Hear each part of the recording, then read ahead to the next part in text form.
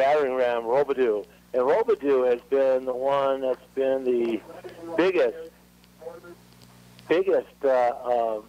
battering ram. He's got the most yardage so far. Pick up on the play of about 6. You know, after doing baseball and the slow-paced game that is trying to get yourself back into swing of football. That's where this probably works out pretty good. Get you ready for when you get the basketball on top of it. Yeah, there's a handoff back up the middle, first down from the 35 off. It's going to be the quarterback on the keeper, and all the way up to the 41-yard line. So pick up on the play is going to be about 7. Yeah, Elkhart Lake has yet to pass the ball. Yeah, with everybody in tight, they may not. And, you know, had it not been for that fumble. Yeah, they got a bunch of splits on a first down.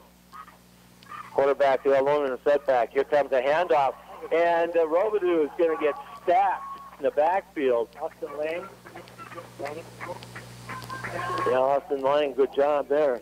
Lost on the play of 4, brings up now 2nd and 14, and there's a little wrinkle that Elkhart Lake showed, but Von Beulah, and it didn't work. Now right here, Lena's had him the Titans, I should say, had him a few times, you know, where it's possible they pass the ball. They can make one more defensive stop here on the run. It would force Elkhart Lake to throw the ball. Well, right now, watch for that same formation going the other way. High snap, quarterback on the keep. He got hit in the backfield, broke one tackle, broke a second one. Shaw will pick up about the 4 he lost, and gained about 3 more, so he gained about 7 on the play. About 7. Andrew, he had a chance to get up for a loss of another 3 or 4 yards. He got nailed twice in the backfield. Yep. So 3rd down at the own 45-yard line. They do have some minor changes between offense and defense for the Titans. Well, they got 2 split out right here. Again, everybody else split out. Shaw in the backfield. Shaw with the football. He's going to hold on to it. Snick to the outside. He's got the first down, and he's all the way inside the 50 to the 45-yard line. And there was no look at all, no thought of passing that ball. He got it. He tucked it away and took off. 10-yard pickup on the play. Brings up now first down 10 on the Titans' 45-yard line. Yeah, I don't know if they even attempted a pass or. They haven't thrown the ball yet. They haven't. No, I'm talking about last year. No, they haven't even thought about it. Again, in motion, a handoff. And again, this is going to be the Conan and Lang got him in the backfield. You better watch and not be talking too much. You notice the Titans were in a different defensive setup there. They had their linemen all standing up. Right.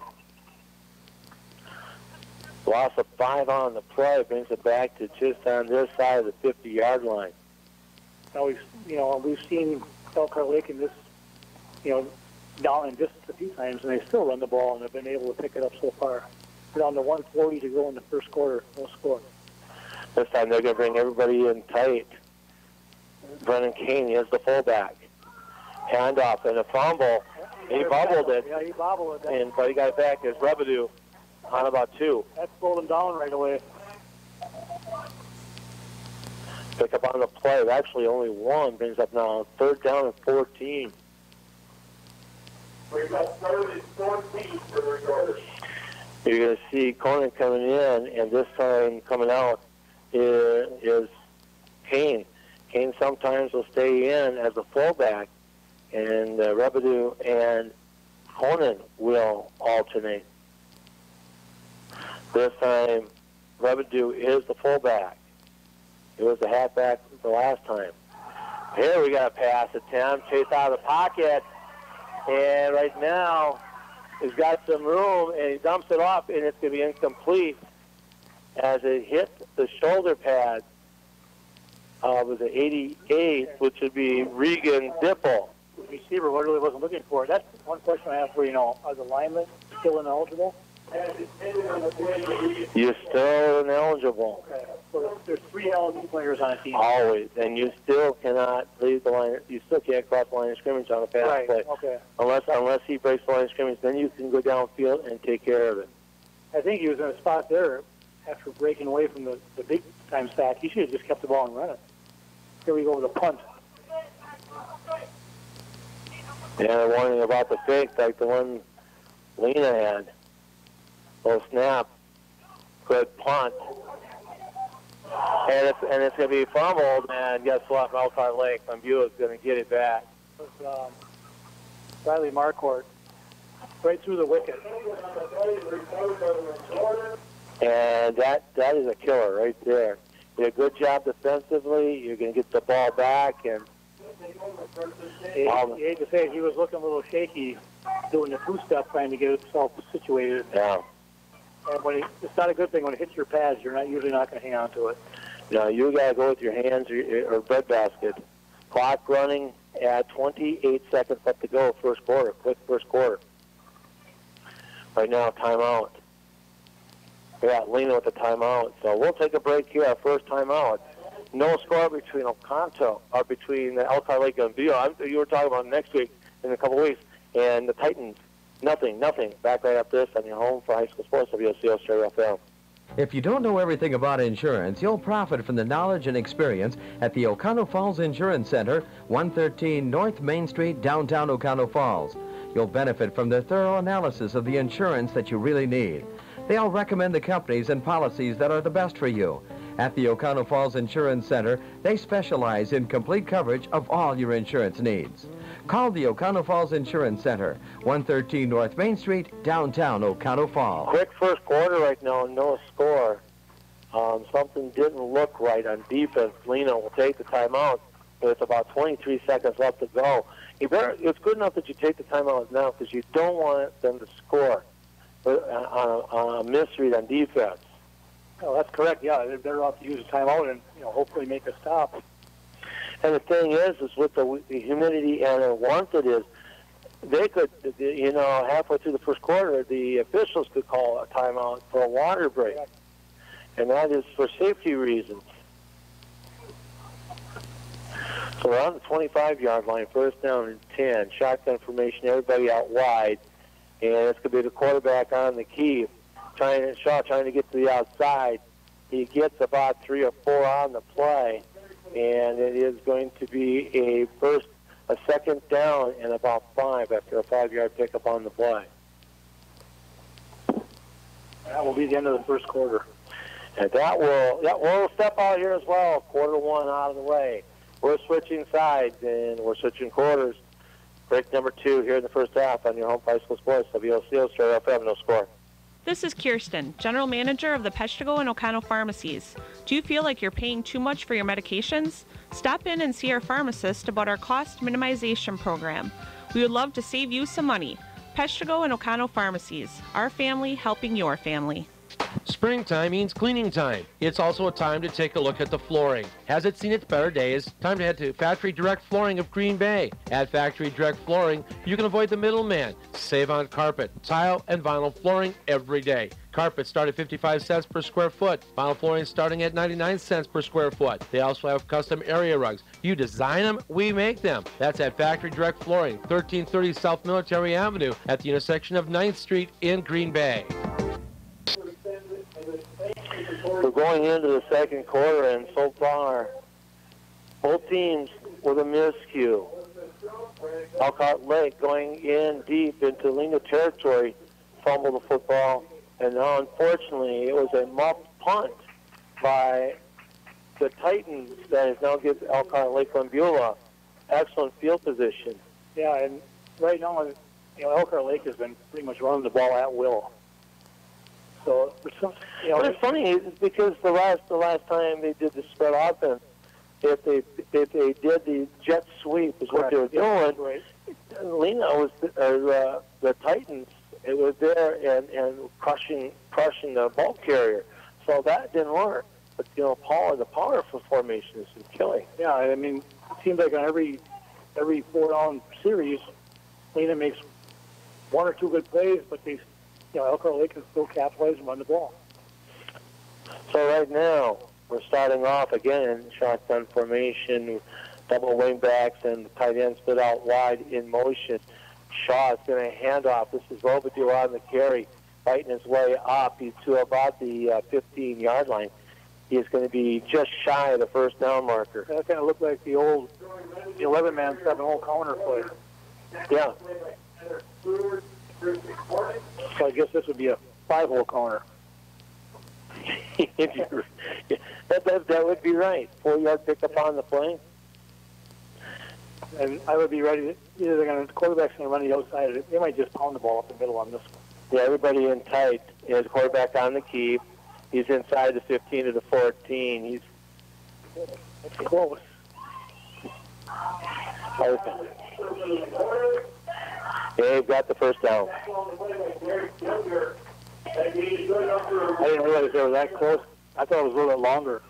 But that wasn't that great of a quarterback sneak. No. Pick up on the play up two as they're inside the 15 down to about the 14-yard line. Gets to the outside, trying to cut it back up is Conan. And Conan gets back to about the 13-yard line, pick up on the play of one.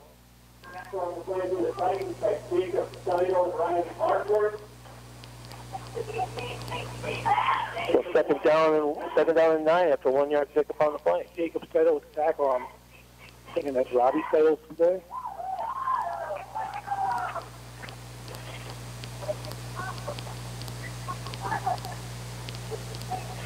So second down and 9. This time, this is going to be Robidoux on the carry. And boy, he got hammered twice in the back. He did pick up a yard. Cruz had him first, and then Younger kind of bounced off, but still got him down with one hand. Picked up on the play of only one, second down and 8, and now that's back-to-back. Good stuff by the Titans. But now they have to finish off the job here and make, not just one more. This is 2 down. They're going to go for it. They're not going to kick it. Redloff just left the field as he's now alternating with Conan. Again, everybody in tight I formation behind the quarterback. Handoff. This is going to go to Conan, and Conan to about the 10-yard line. It's going to bring up now 4th down. Steidel was one on a tackle. And Lang. 4th and about 5. Long 5. Well, only 2 yards. They keep adjusting it. So that is about 6 yards. Because they got to get down. They started off at about the 13.5-yard line. Now 4th down and 6. Everybody in tight. Conan's the deep back. Pitch, and he fumbled it, trying to get to the outside, and he's going to get a huge loss. Boy, a bad pitch, and Conan loses about 5. Yeah, I'm not sure really how bad the pitch was on that, Larry. It looked to me like it hit him right in the hands. I don't think he was looking the ball in. I think he was trying to look for where he was going to run. And it's just like when you're trying to catch a ball. You can't run before you catch it. Loss around the play of 5. Brings out 1st down and 10 for the Titans. Titans get another break. Part of that was their own making. They did make a good stand when they got down to the 15-yard line. But we need to see them move the ball here a little bit. If anything, just to flip the field. And they're going to split everybody around. Handoff. This is going to go to number 7. And Lane.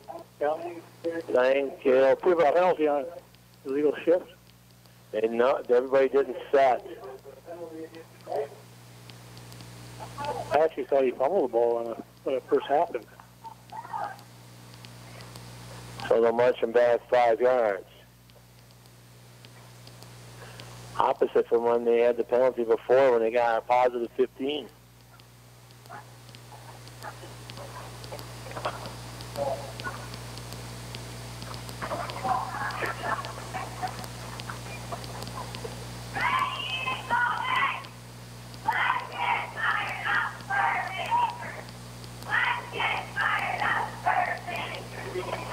now. Everybody comes in, they shift a little bit, and this is going to be Jack on the carry. And Farley nowhere. He went backwards, actually. It's going to be a loss of 1 or 2.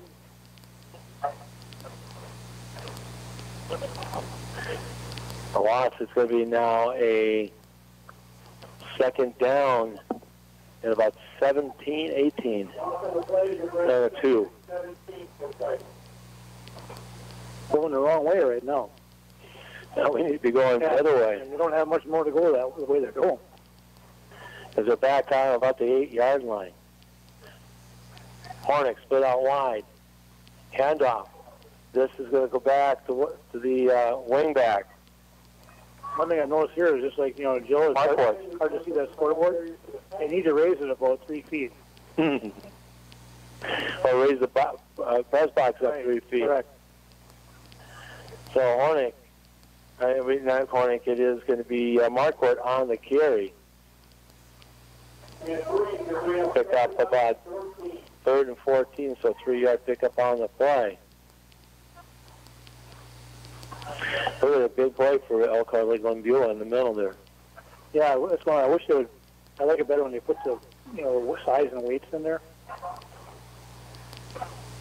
Anyway, they only carry 2 down linemen anyway. Back to pass, Farley looking, chased out of the pocket, and he's going to be tackled at about the 3-yard line on a sack. They're going to give him a little forward progress closer to the 5. Okay. So, well, Anderley's going to have to get a hold of one here. As there's no breeze. The flags on the goalposts are just all hanging just straight down. And it's humid. And he's about 5 yards in the end zone.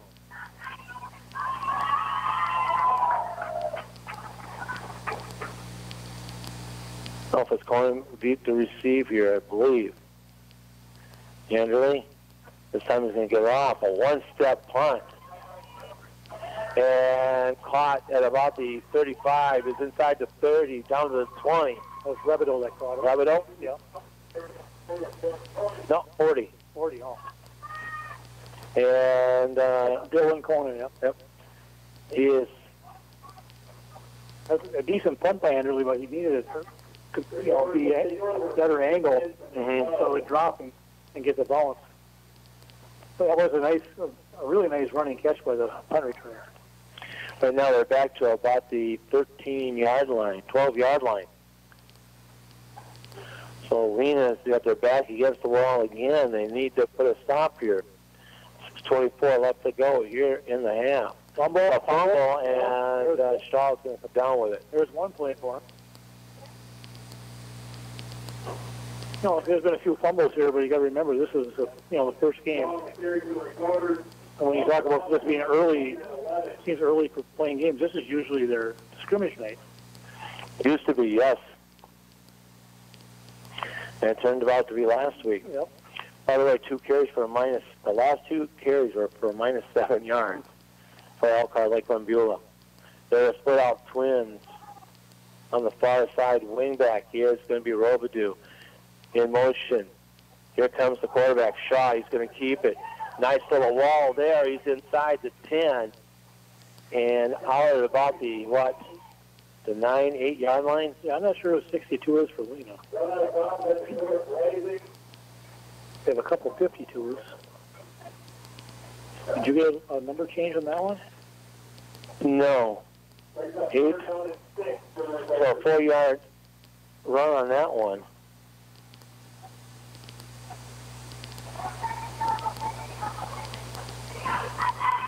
Third and about 6.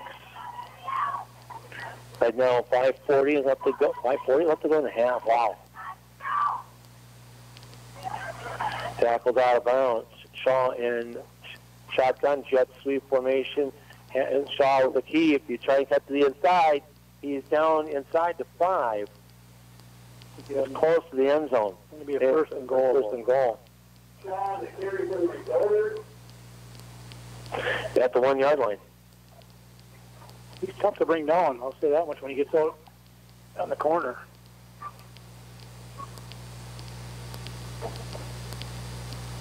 Back on the play by Hunter Borger. Hunter Borchard, as you heard down the tackle. That's number 62 then. There you go. I didn't get that one. Yeah, because he doesn't have a name on it either. Touchdown. And that is going to be Honan on a 1-yard run. And the Resorters now up by a score of 6-0. And very seldom do you see a kick for extra point. Or usually it's 2-point conversion. Mm-hmm. Honan stepping out. Oh, that's a little bit of a surprise for this play. Rebido's in there.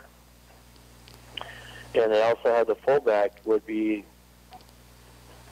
and this is a shot to the outside, and he's going to sneak into the end zone. He just about let up a little early on that one. 8-0, Elkhart Lake, 5:28 to go. And so we're going to take a break, come back with the kickoff right after this. On your home price for sports, WSCO Stereo FM 8-0. Wisconsin law requires all youth athletic organizations to educate coaches, athletes, and parents on the risks of concussions and head injuries. The law prohibits participation in a youth activity until the athlete and parents have signed an agreement sheet indicating they have reviewed concussion and head injury information materials. The Wisconsin Department of Public Instruction has published the Sideline to Safety Guidelines for Youth Athletic Organizations. Visit the WIAA website to learn more at www.wiaawi.org. As we get ready for the kickoff at Elkhart, Lakeland, Beulah, Lena, St. Thomas Aquinas is going to come in and go on offense. And right now, I'm looking at 28 minus 2, 26 offensive plays here in the first half. Compared to 26? Yeah, well, it's 28 minus the 2 open spots, 6 and 6. Well, actually minus 3, so it's 25. And you know what? Those plays, I bet you 20 have been run on Lena's side of the field. Yeah. And then right now 14 plays. So the score being 8-0, Lena trailing by only 8 points. They should feel pretty fortunate right now. Yeah. They have 13 offensive plays for the Titans. If you're right, it's just as easy to say the Titans and Lena St. Thomas. Or it's either that or just say Lena, like I've been saying Elkhart Lake. Yeah, and they're the Resorters, by the way. Yeah, I see they got an R with a fancy R on their helmet. That's a pretty nice kickoff. And here it comes on the return. Marquardt? And Marquardt trying to bring it up. Finished off at about the 22 or 25-yard line.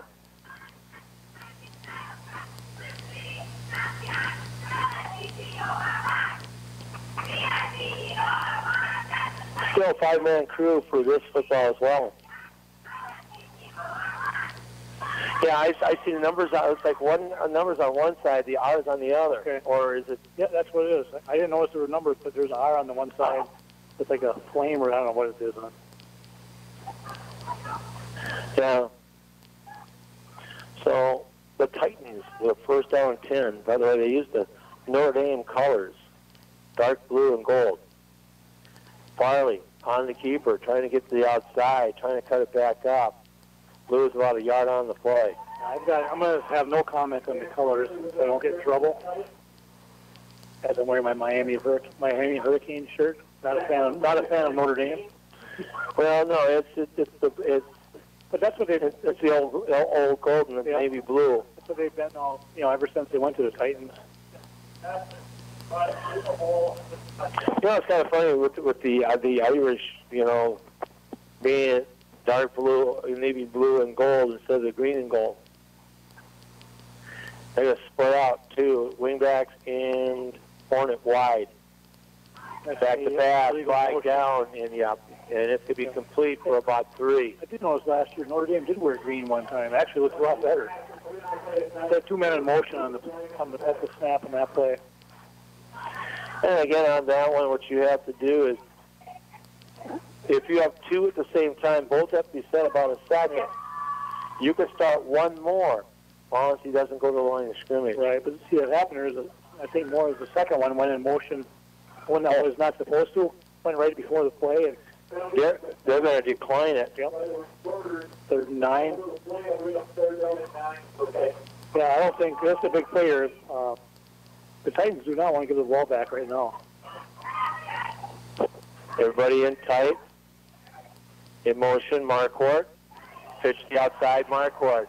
Has one guy to beat. He gets knocked out of bounds.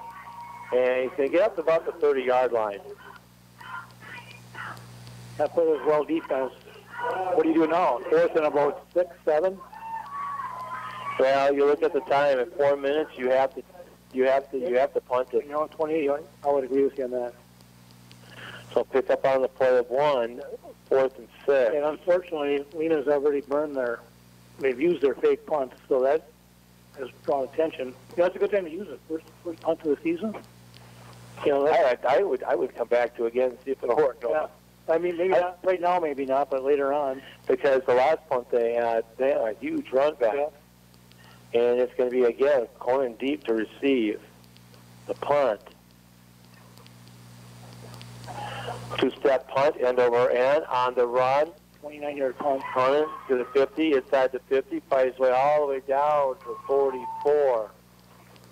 29-yard punt, and 29-yard punt probably about a 12-yard return. Look at where Mike's standing. Yeah, about a 9. Oh, yeah, 9. There you go, yeah. Mike Hockowitz, a long-time statistician. Formerly known as Mike Baker. Yeah. And used to have this job right here. Fisher wants to take my job over. I hate to say, when Mike was doing the play-by-play, I was playing. You were playing? Yeah. So was I.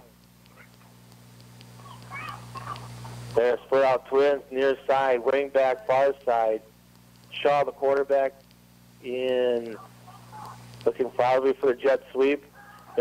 Shaw's going to keep it, cut it back up the middle. He's got plenty of room to cross the 30, 35, down inside the 20, and upend it at about the 15-yard line. He made a little fake like he was going to pass the ball. So, speaking of Mike, I see in the paper they got some new scoreboards in the gymnasium in honor of his grandson. Yes.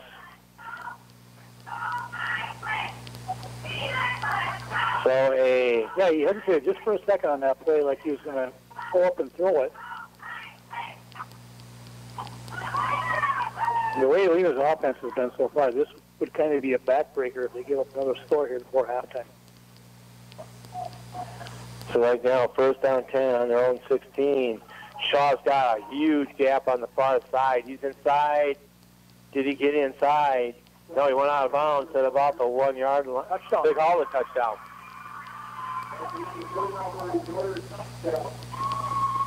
That was, when you say he had a huge hole, that was more than huge.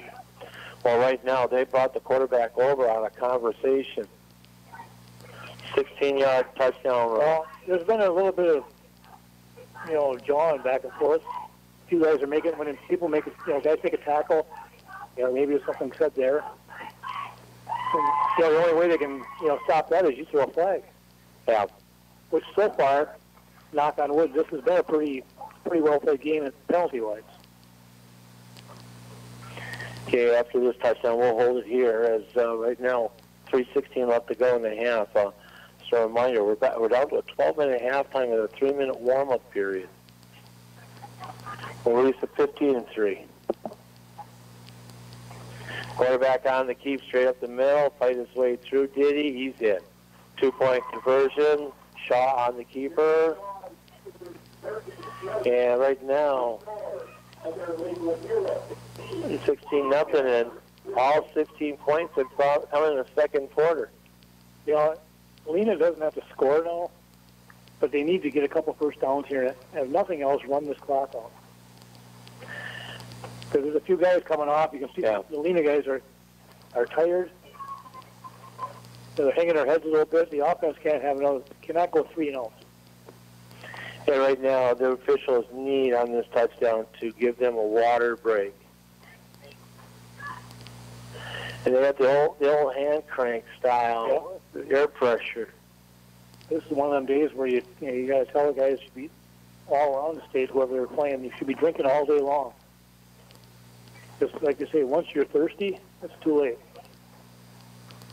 I'm always thirsty. That's the problem. Yeah, once you start cramping up, Yeah. But for me, I'm always thirsty. So what does that say?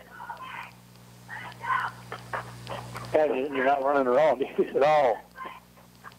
But then again, how much moisture do you expend talking? As far as every time you breathe in and breathe out and use your voice. Usually, on days like this, I like to carry a piece of candy, and suck on. Except I left my bottle of water sitting in the refrigerator back in the trailer. Well, it'll be there tomorrow. Yeah, be good and cold. You might be under your tent tomorrow most of the day. Your canopy. Well, I was under the canopy most of today too, but tomorrow might be for rain because. Well, no, I would not. I would have the canopy out. All depends on the wind. But I would end up. I'd probably sit inside anyway. So I hope with the 1 to 5, the wristbands at the fair, I hope the kids took advantage of that this afternoon, like ours did, and tonight, because the rest of the weekend does not look very promising. Well, Sunday is supposed to be clear. But there's a 1 to 5 and it's done. I'm kind of curious to see how that foosball works out. Ooh. Yeah, they want to know if you and I want to do the play-by-play for that. That would be fun, but I was kind of puzzled because it's $5 to get in. I didn't realize they were going to move it into the grandstand. Yeah, the $5 is supposed to go into my pocket. Yeah.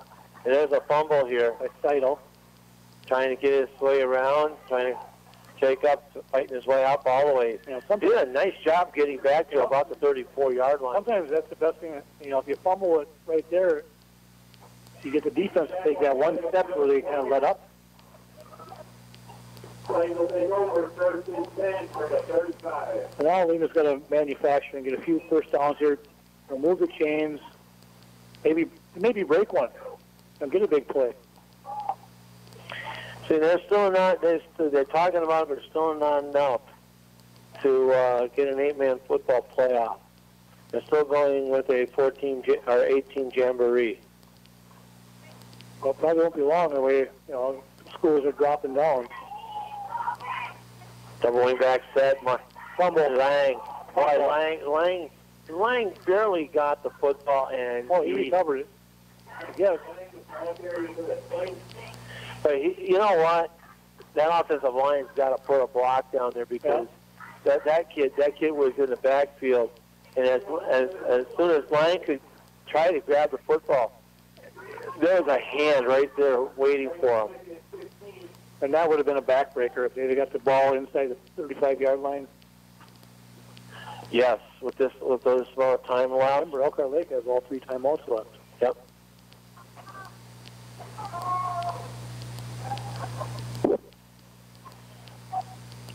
Farley back to pass. Chase is again. There was no room. It is complete, and they got some positive yardage as Christian Hornick came back to get the football. That was a long throw for about a 10-yard gain, but now it makes it a makeable 3rd down. And again, you have to compliment Hornick. He looked back and saw his quarterback in trouble. He came back. Well, not many guys come back to the ball. You have to do that for that reason. And you had to take a little bit of a shot to the back when he caught that one. You have a single split out, far side. Farley back to pass, looking up. It is complete. That's a 1st down. Seidel? And Seidel. 5-yard completion. Now that's a big 1st down because now Lima can try to use their 2 timeouts they have left and maybe do something here without giving the ball back to Elkhart Lake. Clock's running, 1:37 remaining, 1st half. 16-0 Elkhart Lake.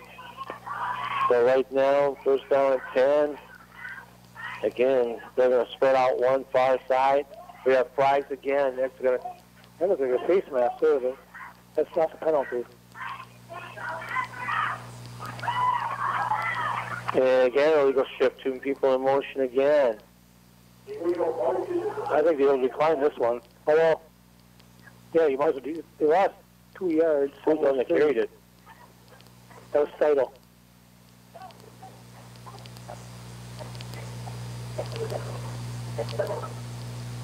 That penalty is declined by the recorders. And right now, we're going to have a timeout by the Titans. That's their second timeout. But that is their third Third timeout? third penalty Oh, third penalty, okay. for illegal motion. 2 of them have been declined because of, trying to use up a down. Yeah, well, when they lost between 2 and 3 yards. So you take why would you take a 5-yard penalty? Correct. And give an extra down. Right now, the downs are more important for Elkhart Lake here than a few yards. I don't know if you're on a first down and 10 on their own 9-yard. I would take a 5-yard penalty, well, half the distance to the goal. Right, yeah. Looking for a 2-pointer. 1:22 left to go here in the half. The only problem is Lena taking a time out there now. If they don't do something positive on this down, I will not be surprised to see Elkhart Lake, burn a time out. Although they haven't really thrown the ball. I don't think they think they're going to go 70 yards in the last minute.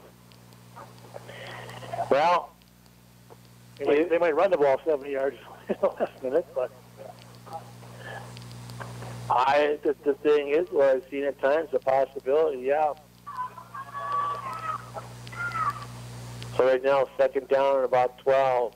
Farley back to pass, quick pitch across, and hang on a second, it is complete to Tyler Stewart. this is from Eric. Go for it, come on over.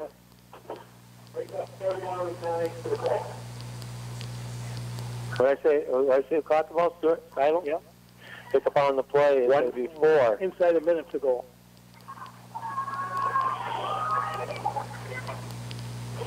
Again, well, I thought we had a quick movement. It is tipped. I saw it. Hold it at the last second. Yeah, I was intended to Taylor Stewart, far side of the line. It looked like the guy maybe he was right on the snap, but he did look like he was off by a half a step or so. But again, if Stewart would have kept running, he probably could have caught that tip for a touchdown. Because that's a tip play you would want to run in practice. Here's a big play now. Lena's setting up to go for it. 4th down, 47 seconds left to go. Farley back to pass. He's found some room down the middle. He didn't have to the hands of Stewart, and he's not happy with himself. That should have been caught. And you know what? That was a TD pass right there. Yep. Not sure if the defender got maybe he got a fingertip on it. It changed a little bit, but it went right through his hands. Eric, what are you doing right now? I thought you're supposed to be working. So it is now 1st down and 10 for the resorters. On the Lena 48 with 42 seconds remaining. And 3 timeouts. Correct. So you might have to put a couple in the air. He is 0 for 1 in passing. Otherwise, you have to break off a couple big ones. There's the pass looking down into the flat. And is that Robideau? We'll pick up a 5. Clock's running. It'll be Robideau. Unless we got the wrong numbers. Robideau. Pick up on the play of about... They came on through the ball, but it really surprises me is why they're not... They doesn't let the clock run out here. You think they would just ran the ball? If that's the case. They're going to go downfield with it. This will be the last play of the half, the way they're running it here. And the quarterback on the keep, Shaw, and he will pick up 4, and that will be half. As we're going to see our halftime score 16-0. Elkhart Lakeland Beulah with the lead over Lena St. Thomas Aquinas. Nothing. Back right after this. We got halftime back at the studio on your home High School Sports WCO Stereo FM. They say the great American dream is starting and owning your own business. A lot of you out there right now probably do stuff on the side. Do you regard it just as hobbies and don't even include it on your taxes? What tax savings opportunities are you missing with all the loopholes that the tax code is chock full of? You need someone to drive the bus, as they say, to success. That's what I will do. Greg Anderson at Marinette, 715-735-0583. Milking every last loophole in the tax code for your benefit. Have you heard of all the mortgage options we have to offer? NEW Credit Union is here for you when you're ready to make your move.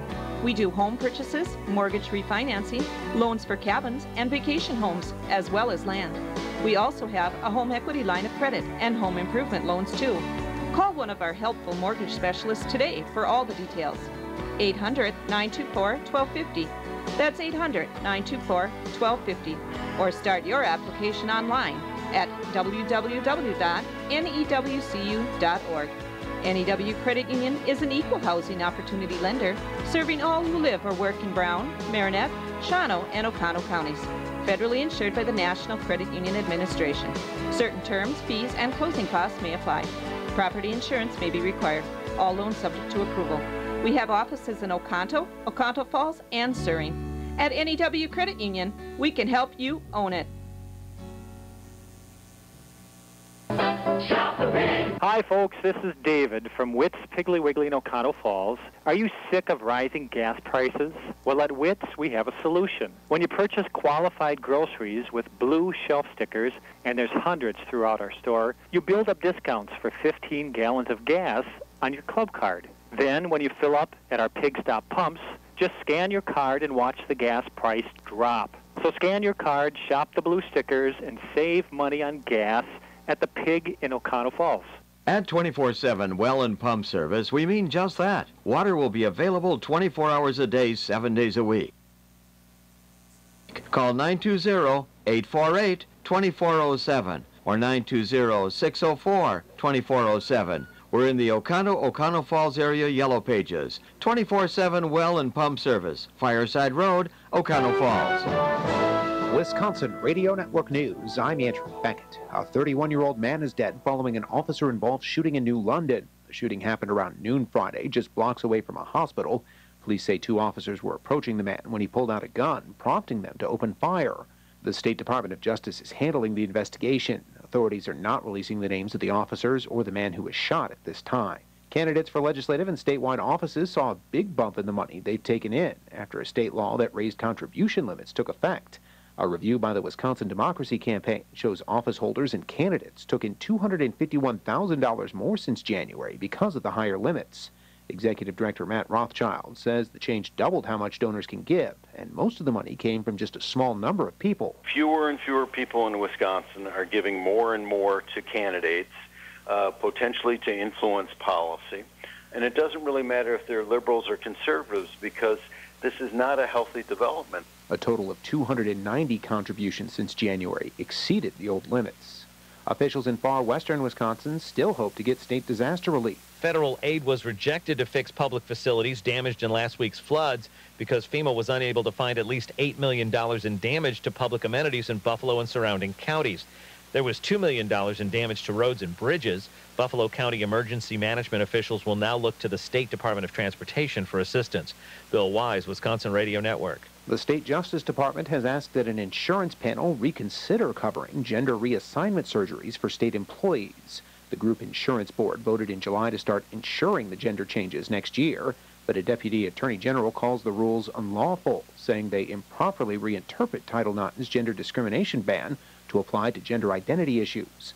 The trust fund agency says not covering gender reassignments would cause the state to lose $36 million in Medicare payments. This is news on Wisconsin Radio Network. Honda has the best-selling ATV lineup in America. That includes the wide-open America, the Rocky America, and the America that's got a job to do. And with a full range of engine classes and features to choose from, you're sure to find a Honda ATV perfect for that most important corner of America, yours. Get some of our best deals on our best models during the Honda ATV clearance event going on now. Honda recommends utility ATVs for riders 16 years and older and recommends that all ATV riders take a training course. See dealer for complete program details. As many farmers throughout America know, cover crops improve soil health and the bottom line. Pennington Seed has been trusted for over 70 years and now offers high-quality cover crop seed. Whether a standard mix developed to provide a variety of benefits or a custom mix specific to your farm's unique growing conditions, Pennington will help protect one of your most vital resources, the soil. Improve your soil and increase profits with Pennington cover crop seed. Visit us at buycovercrops.com to learn more. This is Wisconsin Radio Network. Possible future Milwaukee Bucks players won't be cutting their teeth in Grand Chute.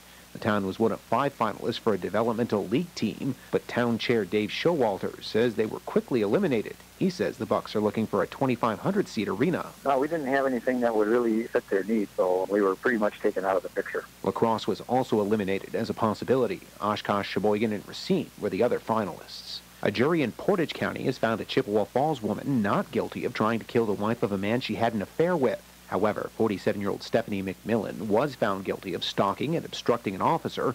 Columbia County prosecutors say McMillan went to the wife's home in disguise in 2012 and lured her towards a pond while asking for help finding a lost cat. Prosecutors say McMillan could have tried to kill the woman. A mistrial was declared last year. At her second trial this week, McMillan said she only wanted to scare the wife. More news online at WRN.com. With news on Wisconsin Radio Network, I'm Andrew Beckett.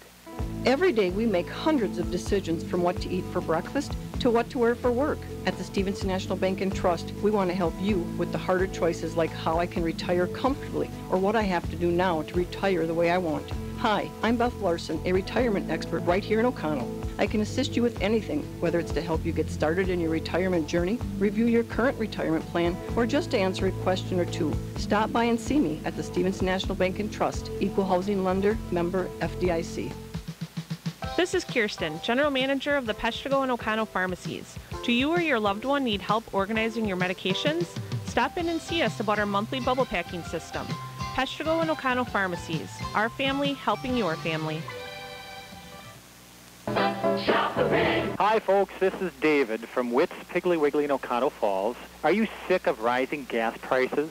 Well, at Witt's, we have a solution. When you purchase qualified groceries with blue shelf stickers, and there's hundreds throughout our store, you build up discounts for 15 gallons of gas on your club card. Then, when you fill up at our Pig Stop pumps, just scan your card and watch the gas price drop. So scan your card, shop the blue stickers, and save money on gas at the Pig in O'Connell Falls.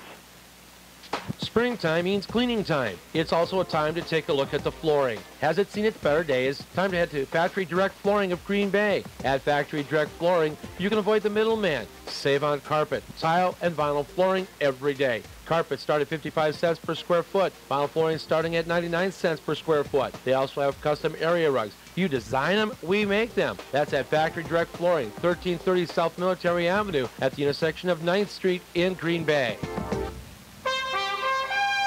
USA Radio Network Sports, I'm Ray Canaveri. Yeah, it's a great job of these guys fighting back off a very, very tough pitcher. There's some great at-bats, some good days by guys, Nunez, Crawl, Buster, everybody, Pence, Span. Guys really broke out tonight. Giants manager Bruce Bochy saying his guys stepped up against Jacob deGrom. The Giants teed off on deGrom and round to a 10-7 win. Madison Bumgarner capped a 5-run fourth inning with a 2-run homer. Bumgarner also improved to 12-7 despite allowing 4 runs and 6 hits in 5 innings. On the rest of the National League board, the Cubbies took care of Milwaukee 9-6. It was Philadelphia 5, the Dodgers 4. Washington rolled over Atlanta 8-2. Cincinnati folded Miami 5-4. San Diego beat Arizona 9-8. American League, Detroit knocked off Boston 4-3. Baltimore beat Houston 13-5. It was Cleveland 5, the White Sox 4. Kansas City beat Minnesota 8-1. And this is USA Sports. Picture Jack Benny's car. The sheriff of Dodge City. Matt Dillon, United States Marshal. Even little Charlie McCarthy. Now, moo, take it down. No two people see these things alike.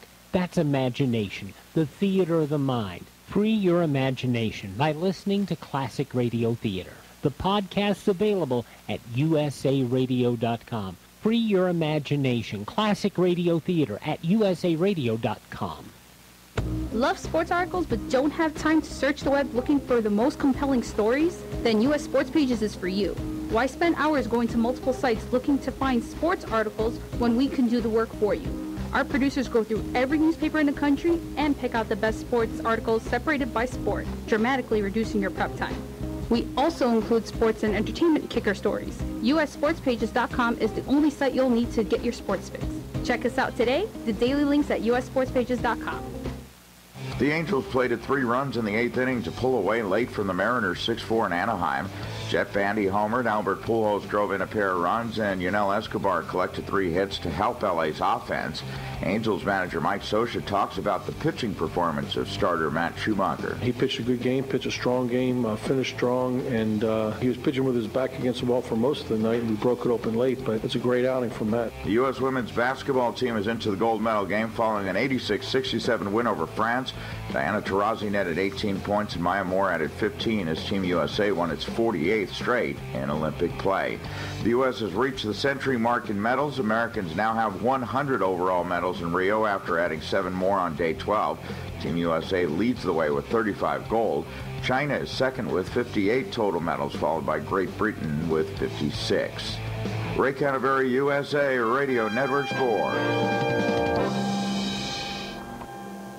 Hi, this is Bob Schwartz from the Stevenson National Bank and Trust in Oconto, and I want to tell you about our hometown bank with hometown pride. We're locally operated, which means our heart is where it belongs, in the community. Our decisions are local, and our priorities are where they need to be. Find out what hometown banking is all about. Stop by the Stevenson National Bank and Trust Oconto office at 101 Bray Lake Way, or go online to snb.com. Member FDIC, Equal Housing Lender.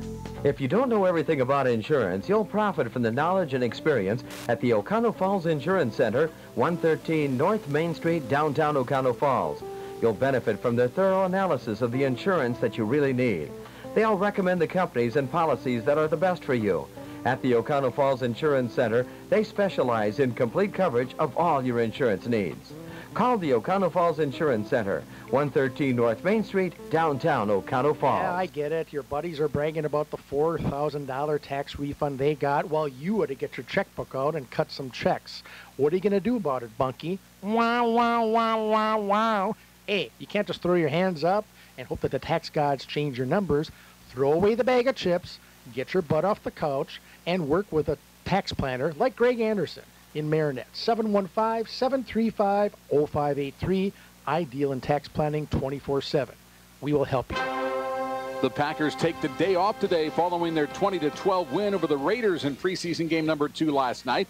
I'm Bill Scott with Sports. Packers held the Raiders starters to 73 total yards of offense in the first half. Mike McCarthy said the defense took a big step from last week to this week. I thought their pursuit and finish was a step in the direction that we needed to take. But frankly, we're coach speak one-on-one. This is about fundamentals, execution, energy, flow, and finish. So we improved as a team, especially on defense. I don't think we went out there and won any scheme contest tonight. The success we had is just clearly the way our guys are, the energy they're playing with, and the execution of fundamentals. Packers will finish the preseason on the road, starting with a trip to San Francisco next Friday night. As the Badgers continue preparing for the upcoming season, they're letting the offensive linemen battle in practice to determine just who comes out on top and wins jobs. Line coach and offensive coordinator Joe Rudolph. It's an exciting camp for that reason. I think we're going to find out if we do have depth or not. How many guys are ready to play in a situation or where you have, one guy backing up, 3 spots.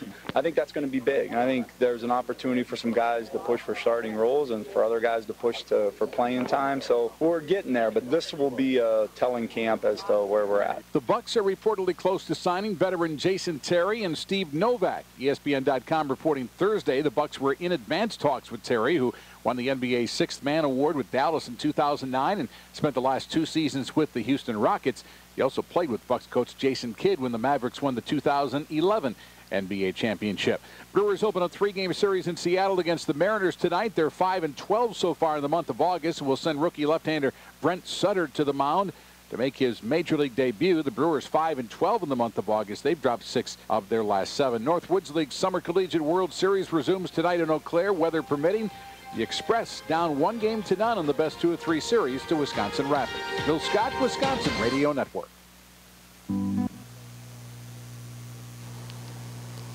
Lena Wildcats and are the Lena Titans and Jason, yes. And right now, passing right now for the Titans, Farley is 4 of 9 in passing for 20 yards. Andrew, the punter, 1 for 18 yards. So 5 of 10 on the night for 38 yards. And receiving, Lang has 1 catch, 18. Stewart, 2 catches, 5. Hornick, 1 catch, 10. And Seiler, 1 catch, 5. Now, I'll tell you what, the stats came from Mike Hotwood. Rushing right now, the Titans, 17 carries for a -9 yards.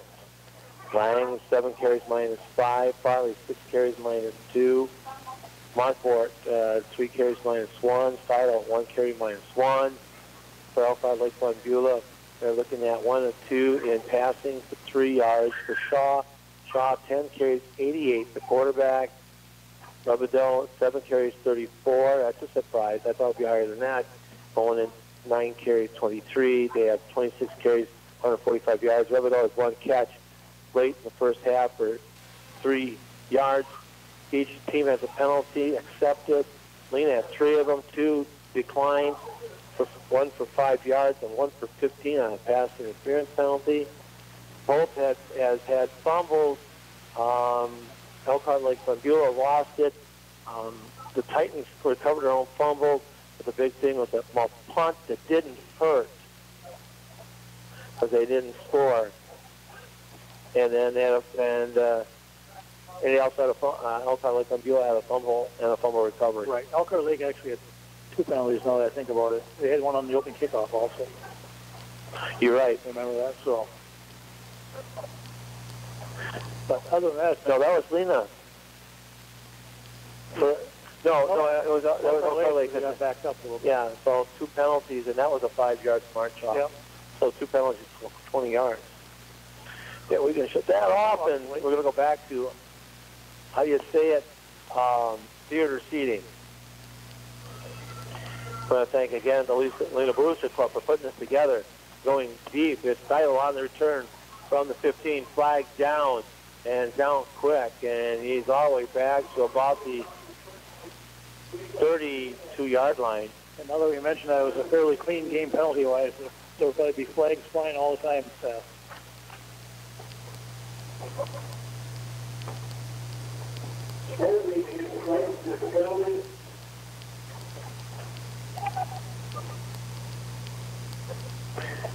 What was the penalty?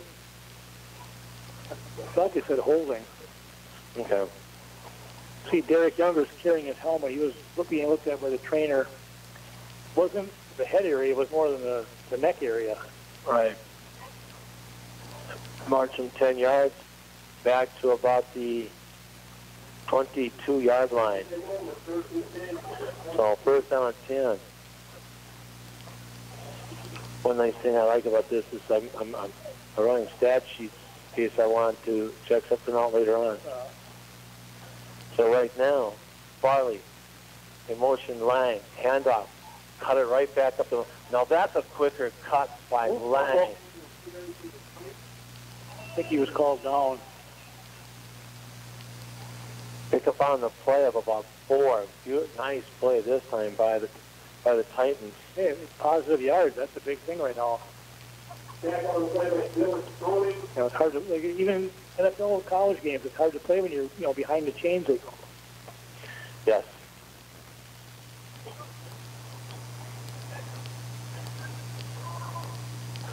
And again, they're going to split everybody out. Again, they're going to try to bring it back up the middle. This time he didn't get that much. No, and Riley's not going to run anybody over. So I'll pick up on the play of 1. 3rd and long 5, short 6. Yeah, I always, it's me going, long 5, short 5. What the heck does that mean? I mean, you can't really tell where it is. Yeah, you're about right. Split everybody out. Single set next to the quarterback. Marquardt in motion. Back to pass. And it's overthrown. Intended for Stewart. And that's going to bring up now 4th down. They've had a few plays that could have been made with Farley to Stewart, but they haven't been able to hook up yet.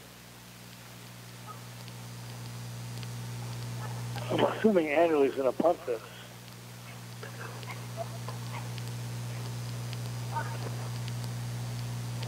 Yeah, Anderley's back to punt. Again, 40 is deep back. So he's 37 yards back. Well, he gets a good running start, Conan does. End over end. This time another hit. And he fumbled it, but he's going to recover it back about the 41-yard line. Boy, that was a dangerous play to try to scoop that one up. 32-yard punt. He's had a few of them where he's made some nice plays, but he's come running pretty hard, to make the catch. I think right now they're actually lining him up a little bit, too deep. This always gets me too, is when teams play with their own football. It'd be like getting a rebound in basketball and say, oh, throw this one out, we need our ball. Well, then you get the Tom Brady rule. Yeah, I mean, these certain balls are WIA approved. The home team picks their ball. And they need to pick 3 of them. Yeah, but I mean, certain brand or whatever. Right. Yeah. Well, they do it basketball. You pick, they have a brand you have to choose from. And a high snap. Oh, yeah. And the quarterback shot's going to go nowhere. Matter of fact, blue, big. I'm not really sure why he turned around and looked for Robidoux. Because he was even farther back and right behind him. So loss on the play of about 7. That's a big help to the Titans. Puts them in a big hole. Lena needs a turnover here to really flip the field and get some momentum going. Hand off up the middle. Again, this is going to be Robidoux on the carry. He's going to get most of that lost yardage back. Yep, 3rd and 11.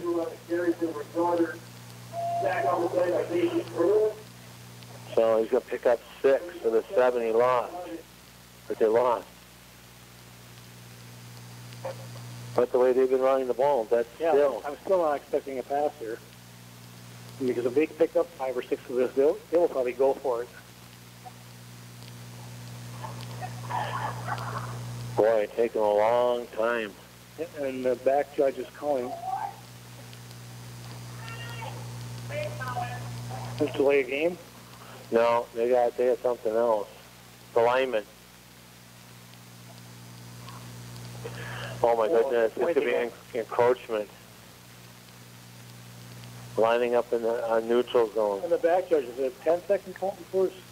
Okay, he was at 5.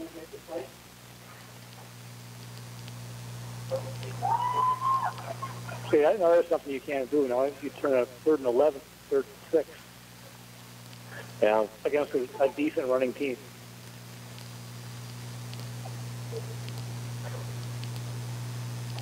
So right now, for back, it's going to be the quarterback on the keep. He's got the 1st down and then some. He's inside the 40, and he's finally getting tackled out at about the 31. From the 48 all the way down, that is be a 17-yard run. That is. He's going to break one, though, the distance yet. Well, that actually puts him over 100 yards rushing. Yeah, I mean, he's really not a threat to throw a ball. Well, actually, let's see, 10. No, he's just shy because that -7. He's 2 yards shy, 98 yards.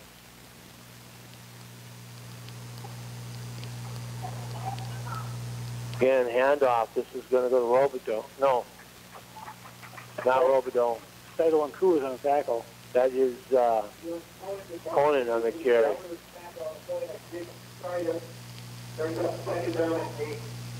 2-yard pickup on the play. Again, that time was good gang tackling by the Titans. And that's, the only way they're going to bring some of these guys down.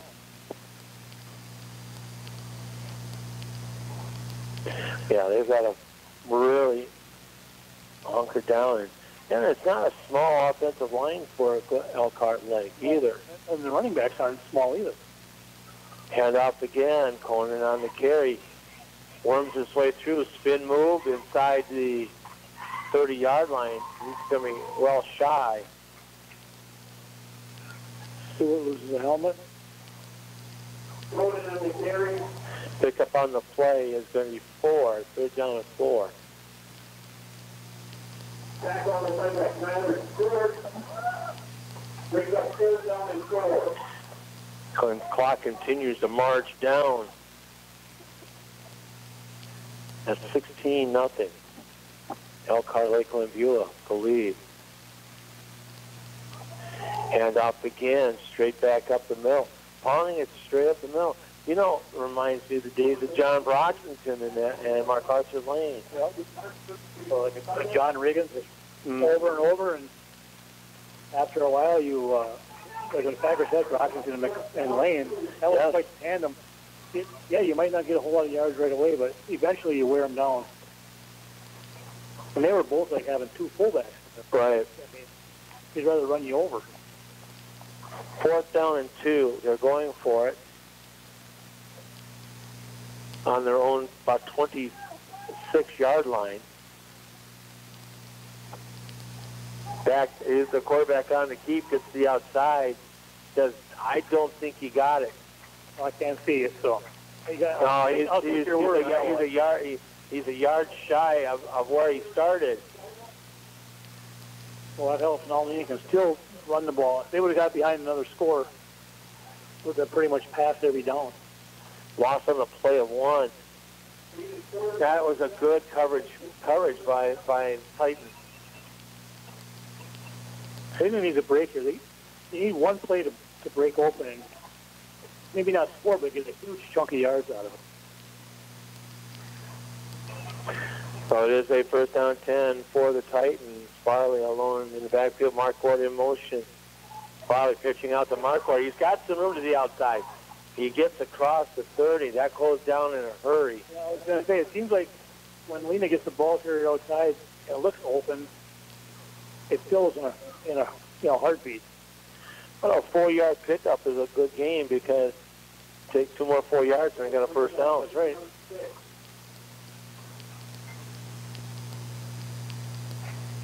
Get nice. Again, they have to be able to pound some holes open. The offensive line.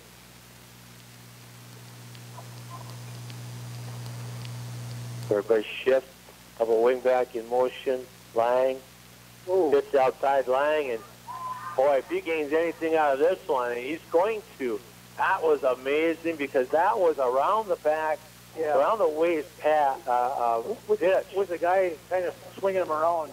Farley's lucky that didn't end up back almost, in Lena's own end zone. That could have pretty much been the ball game.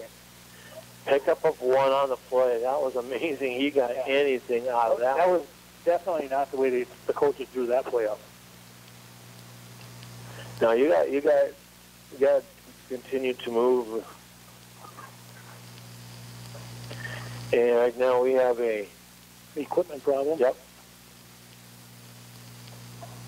By one of the D-back / linebackers. Marquardt in motion. Farley pitching outside to Marquardt, trying to turn it off. He may get. He is going to be very close to the 1st down. He's not going to get it. They're going to mark him out at 35. But that's still closer. 4th and 3. This is almost they have to go for this one, even though it's on their own 33. 2-yard pickup on the play. I think it's less than 3. It's the 4th and 2. Okay, long 2, short 3. I think I can see you count 1, 1.5, 2, 2.25. That's a short 2 then. Yeah. Everybody in tight. Lang in motion. And he's going to go, and there's just no, and he's looking at, and Farley's looking at Lang. There is no way Lang can help him out. No, that guy, who's ever in the line there, the defensive lineman he's almost beating the ball back to the quarterback. Yeah, they had no blocking on that line. And then obviously there's one reserve lineman playing right now. It's Younger being out.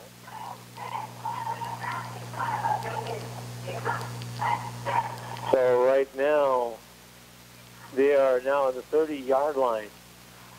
You know, that's part of the problem with Lena's lack of rushing right now is Elkhart Lake is getting so much penetration. Yeah. Well, again, you need to put a hit on somebody. Yep. You know, on the offensive line. Bobodeau in motion. Quarterback keep trying to get out there, and boy, he is going to be, Cruz just really nailed him in the backfield. Good.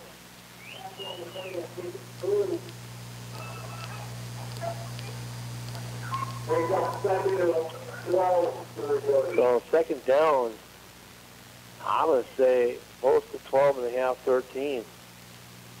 I mean, for all the success that Elkhart Lake has had rushing the ball, they have had a lot of negative plays. And at the wrong time. Yep. Yeah, that's kind of why the score is still only 16-0. We have 4 minutes left to go here in the third. And we have a timeout on the floor. Timeout on the field. We'll send it back. Elkhart Lake Glenbeulah doesn't like what they're looking at on a second down and 13. But back right after this, Elkhart Lake Glenbeulah 16-0 with the lead over Lena and Thomas LaFont. Back right after this. If you don't know everything about insurance, you'll profit from the knowledge and experience at the Oconto Falls Insurance Center, 113 North Main Street, downtown Oconto Falls. You'll benefit from their thorough analysis of the insurance that you really need. They'll recommend the companies and policies that are the best for you. At the Oconto Falls Insurance Center, they specialize in complete coverage of all your insurance needs. Call the Oconto Falls Insurance Center, 113 North Main Street, downtown Oconto Falls.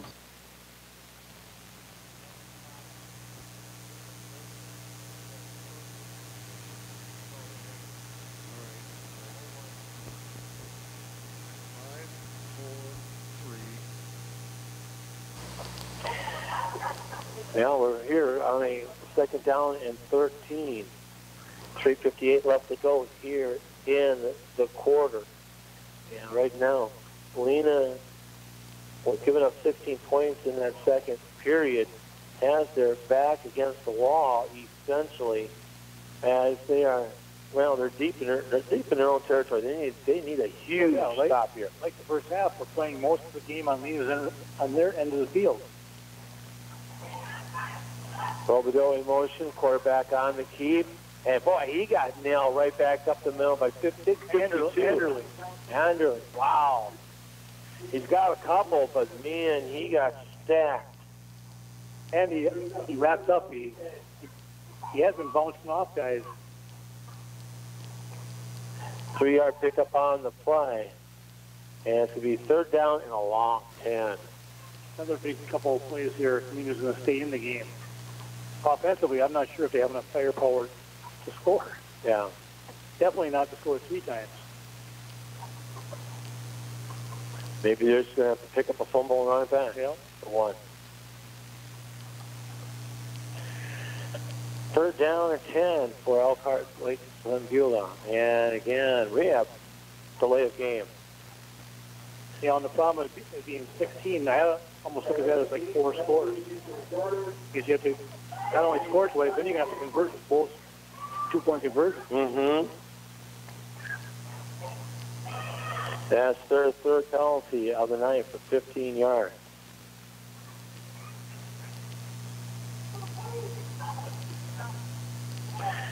So now they're going to have to go for something longer. Yeah, they might roll the quarterback out here, and when he does a little fake, like you can still run them. They are spread out here. I think he's going to run the ball. Robideau in motion, back to pass. Maybe not. Let's throw it up the middle. It is incomplete, intended for Robideau. And the referee down on the play. And that's the position I play. The umpire. Nice looking. It was a nice looking throw, just over his head. On a fourth down, you really didn't have to go all out for that one. No. They could have gone for half of it. Are they punting here? No. Well, he's 8 yards back. Little pooch kick. Yep.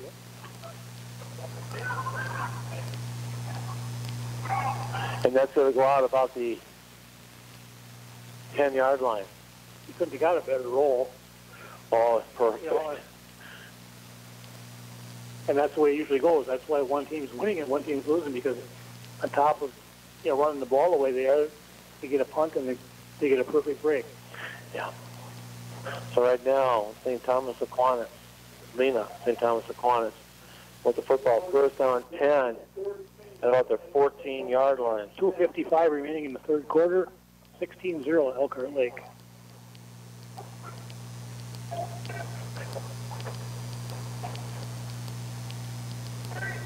And right now, they were short one for Elkhart Lake Glenbeulah, people on the sideline. Again, back up the middle. Is that Lang or is that Farley? That's Lang, back up the middle. Pick up on a play of about 4. They've only got about 6 or 7 guys on the sideline. Remember last year, White Lake playing Joe? They kept not having the correct amount of players. They only had four guys on the bench, but they kept having either one too many or one not enough. Yeah. And that was tough to handle. Yeah, up in the press box. Farley back to pass, chase out of the pocket, and he's going to go down. Westy Pier is up 27-0 over Seymour late in the third quarter.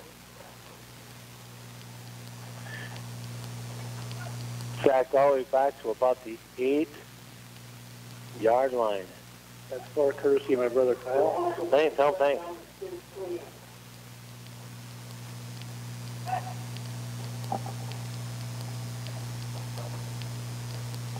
So a loss on the play on the 10 on the sack of 10. That puts them in difficult position back in their own 8-yard line.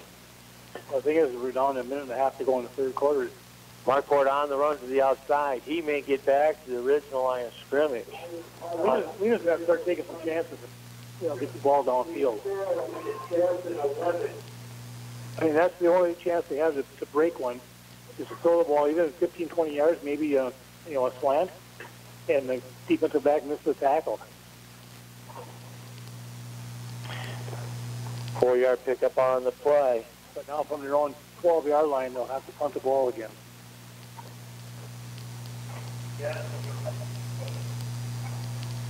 But he's almost 40 yards deep waiting for his kick again. End over and punt. Nice punt. That was a beautiful punt this time. And there, a nice open field tackle by Steidel.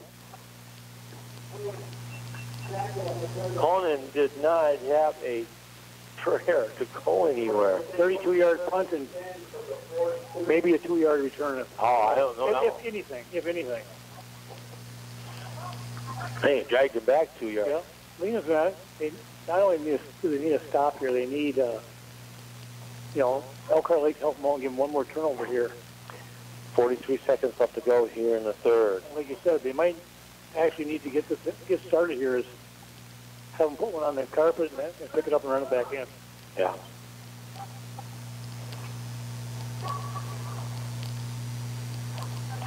In I formation, handoff. There it is. That's what you're looking for, but They got it back. you got it back. Because the defensive players for the Titans have to be getting a little tired. They've been on the field most of the time. I mean, you're constantly tackling the bruising running backs.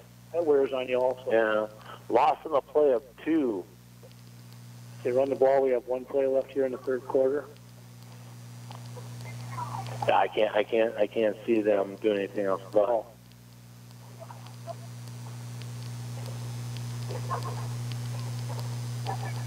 yeah, I backfill everybody in tight, handoff, Robideau, and he will gain that and across the 40 down to about the 37-yard line, and that's the end of the quarter.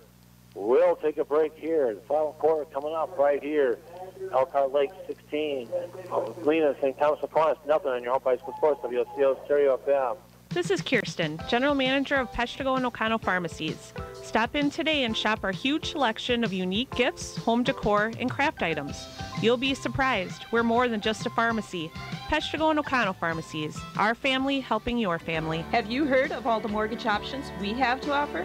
NEW Credit Union is here for you when you're ready to make your move. We do home purchases, mortgage refinancing, loans for cabins and vacation homes, as well as land. We also have a home equity line of credit and home improvement loans too. Call one of our helpful mortgage specialists today for all the details. 800-924-1250. That's 800-924-1250. Or start your application online at www.newcu.com. NEW Credit Union is an equal housing opportunity lender serving all who live or work in Brown, Marinette, Shawano, and Oconto counties. Federally insured by the National Credit Union Administration. Certain terms, fees, and closing costs may apply. Property insurance may be required. All loans subject to approval. We have offices in Oconto, Oconto Falls, and Surrey. At NEW Credit Union, we can help you own it.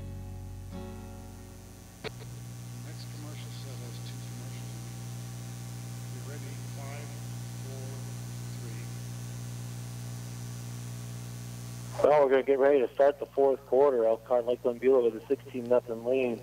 They have scored twice in the first half.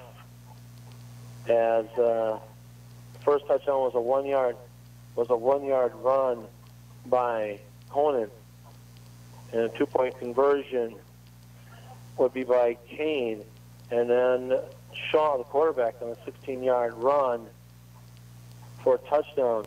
2-point conversion. Shaw also got the 2-point conversion. So, yeah, 8 points so far on the tally sheet tonight. Yeah, both scores were second quarter, weren't they? Yeah, both in the second quarter. Big third down play here for the Lena defense. And a handoff on the counter. Robideau, he's got the first down as he breaks a tackle. And now we've got flags down. And kept his legs running, legs pumping.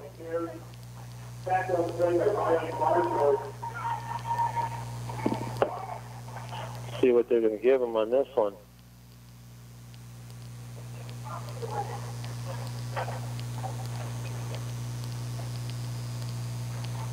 They're still talking on this one. Have a score from the White Lake Elko game up in White Lake. Third quarter, 3 minutes remaining. White Lake Elko 14, Gillett 0. And that's going to be, they're going to wave off the penalty flag, give them a 7-yard run. And that's now first down or 10. Yeah, there was one last night in the game I was watching, the Seattle game. They called a holding, and all of a sudden Hockley comes on and he goes, "There's no holding on the play." Well, my thought was, why'd you throw the flag? Because he saw something he didn't realize? Yeah, you know. It's like here, you know, you think you see something after you talked it over, somebody else was closer and said no. I wasn't, nothing wrong, right? Yeah, this is Conan on the carry, and he's going to pick up three or four on the play. Let's say 3, second down and 7.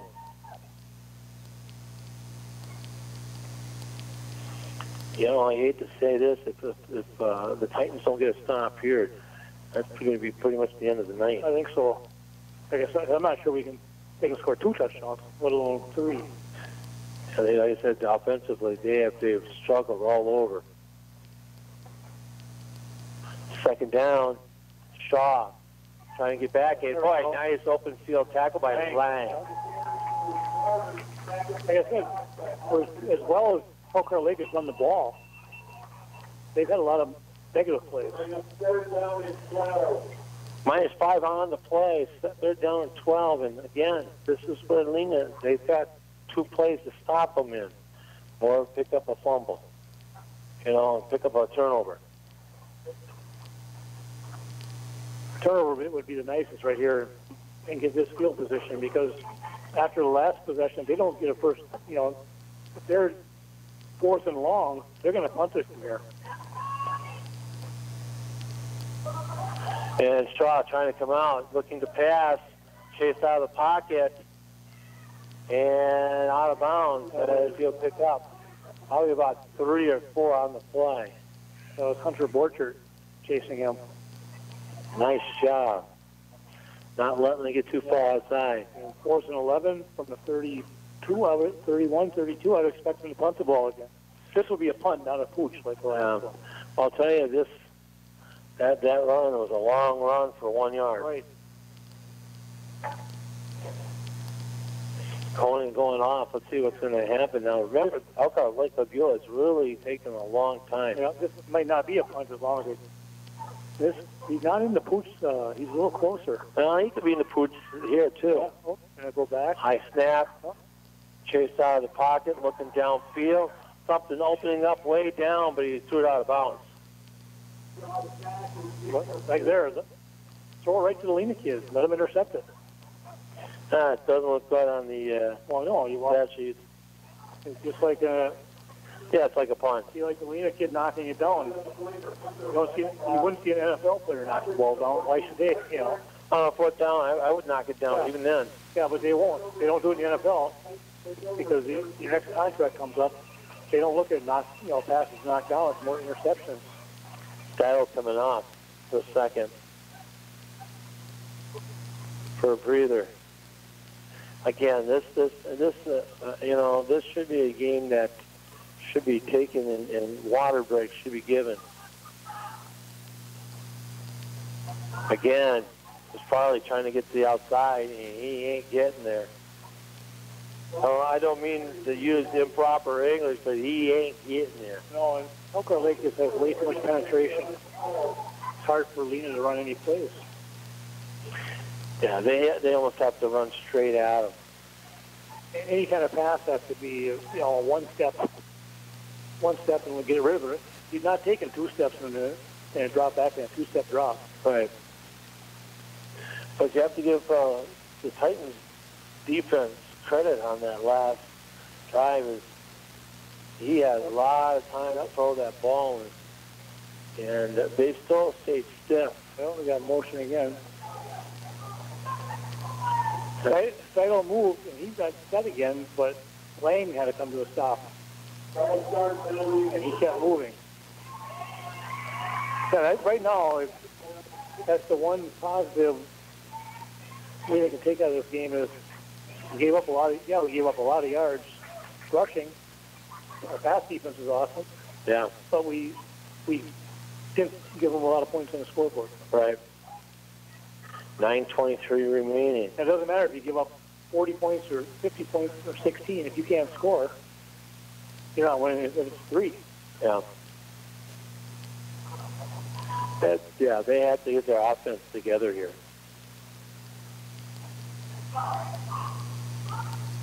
Lying in motion, pitch the outside. Good move. He's got some room this time. Oh, beautiful one outside Seidel. Boy, he has lots of room, but he cut it back up. He's close to the first down, but just shy. Don't they're moving. Give it to him. Oh, they did get that. Okay. I lost him in the crowd down there. 17-yard run. I still think, looking at from up here, that if he stayed outside, one more step, he would have had even more than that. But when you're down there, that makes a difference. Yeah, but that's probably the best play they've had all night. Oh, and Farley's looking. Seidel stayed there to help, but Farley's He just had nowhere to go with And that. I think it's a good idea. He made a good decision not to try to get rid of that ball, not to pitch it. Right. Loss on the play of 2. So second down, about 12. 8.5 minutes to go in the ball game. Still 16-0. Okay, Lake.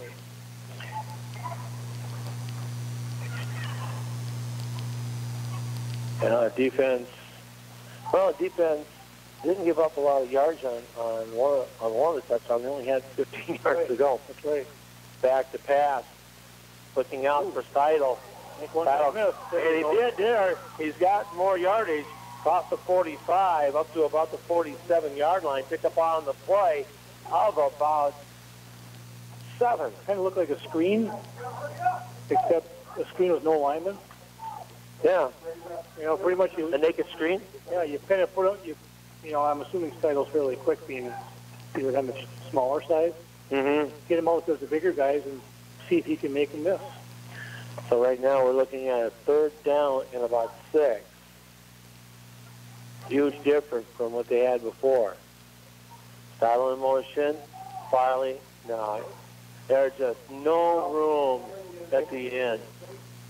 Lena, for this game anyway, they might as well just keep putting the ball in the air. Loss on the play of 1. So fourth down and about 7. Yeah.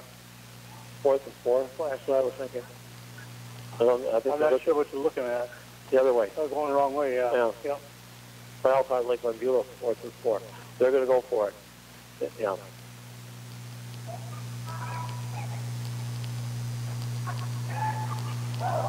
And that hurts right there. As false start there.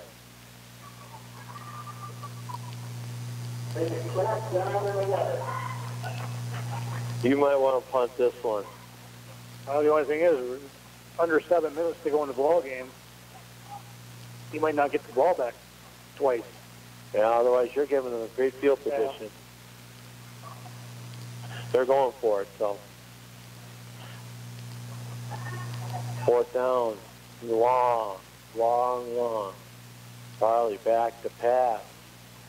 And here comes Marquardt. And Marquardt will get to the 47-yard line. He'll get 7 yards. And if they went ahead the last penalty, that would have been a first down. Yep.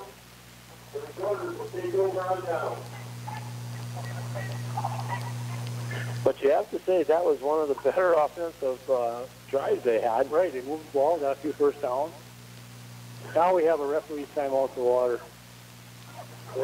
With 6:27 left to go. Yeah, that should have been in the second quarter.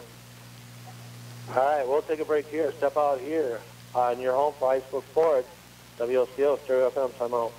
At 24/7 Well and Pump Service, we mean just that. Water will be available 24 hours a day, 7 days a week. Call 920-848-2407 or 920-604-2407. We're in the Oconto Falls area Yellow Pages. 24/7 Well and Pump Service, Fireside Road, Oconto Falls. Springtime means cleaning time. It's also a time to take a look at the flooring. Has it seen its better days? Time to head to Factory Direct Flooring of Green Bay. At Factory Direct Flooring, you can avoid the middleman. Save on carpet, tile, and vinyl flooring every day. Carpet start at 55 cents per square foot. Vinyl flooring starting at 99 cents per square foot. They also have custom area rugs. You design them, we make them. That's at Factory Direct Flooring, 1330 South Military Avenue at the intersection of 9th Street in Green Bay. With the first down and 10. Again, you're talking about some new group and trying to work out some kinks, with the Joe's getting big. I mean, you lost a lot of talent last year. I was thinking, you won't have a couple kids missing because of athletic code violations, but you've got Dylan Sexton. Remember, he had a big game, one of the games he did last year on the radio. Yeah. And Leland Kaler, you're missing him. Yeah. You're missing Milhan. And the quarterback, Weiler. That's a lot to graduation. You got one lineman back, yeah. So, he ran the ball good last year. There's a fumble, and they got it back. he did hand it off to Robideau, and he'll get back to the line of scrimmage. Robideau's thinking, just keep that one yourself and take the loss on your own. Yeah. Don't hurt my stats. So 6:10 remaining in the contest. Well, Dale will come up after the ball game to talk with us. Okay.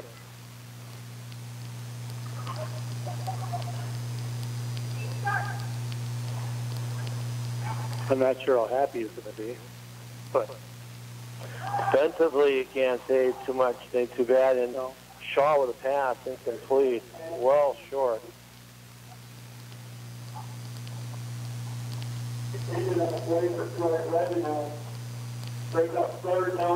So it's intended for Rebidu. It is good to see, though, Eddie's got his baseball hat on. Doesn't matter if he's coaching football or JV basketball. You don't want to see his hair without the hat. But you walk in for a JV basketball game, even bat below him until he laughs. Eddie's there, he's coaching, wearing his baseball hat. Yeah. Baseball hat and jeans. Third down, a long 11, or a short 10, a long 10, short 11. Boy, he had everybody moving that offensive line before. Then the snap was like a little floater back to him. Yeah. Third down at 16.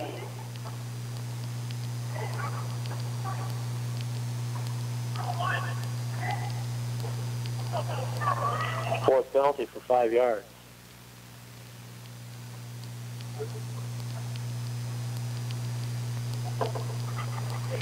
Boy, that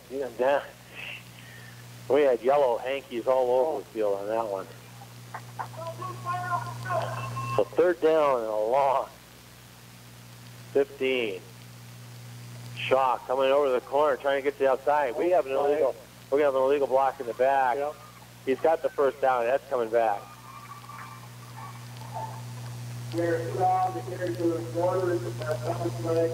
Holding. Was he actually called? That's better yet, because that's a 10-yard march off where I had 5.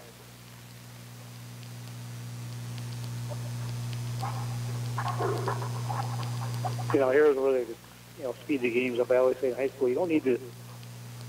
You might as well do like the NFL does. When there's a penalty, they look at the sideline, let the coach decide it. Yeah, that's a 13-yard penalty right there. Because the players here are going to look at the coach anyway. Right. I agree with you. Look at the coach. Yeah. But it makes the team captains accountable, I guess. But this was a third down and huge. And most of the time, it's obvious what they're going to do. If they're going to pitch it or not. 3rd and 27. Hand off again. Robideau trying to get to the outside. And there's a couple of nice slowdowns. Robideau. 62. Hunter Booth made the first tackle. Well, if Lena's going to get back in the game, Marco's going to have to do something positive on this return. Yes. Pick up on the play of 5. 4th down and still mega. And Lena's got 9 players on the field. Now they might have, no, okay. Well, it's funny. You got a tall man on the field? No, that'd be a real big problem on an 8-minute football. It is actually a lot easier to low snap, a lot easier to count. Leave that one go. Because that one took a Lena bounce. It hit about the 32 and stopped at the 33. Which that's actually turned out to be a good punt for Elkhart Lake. Well, the only way Lena gets back in the game is they run the punt back. And you take that, that option out. Yeah. So 4:49 remaining in the contest, 16-0 Elkhart Lake with the lead. It's looking more slim than will be done by 9 o'clock. That was a prediction at 8 o'clock, well, at halftime. At 8:53. Yeah. I thought it was I think Lena's going to put the ball in the air here, but once Elkhart Lake gets the ball back, that'll be about it. Yeah.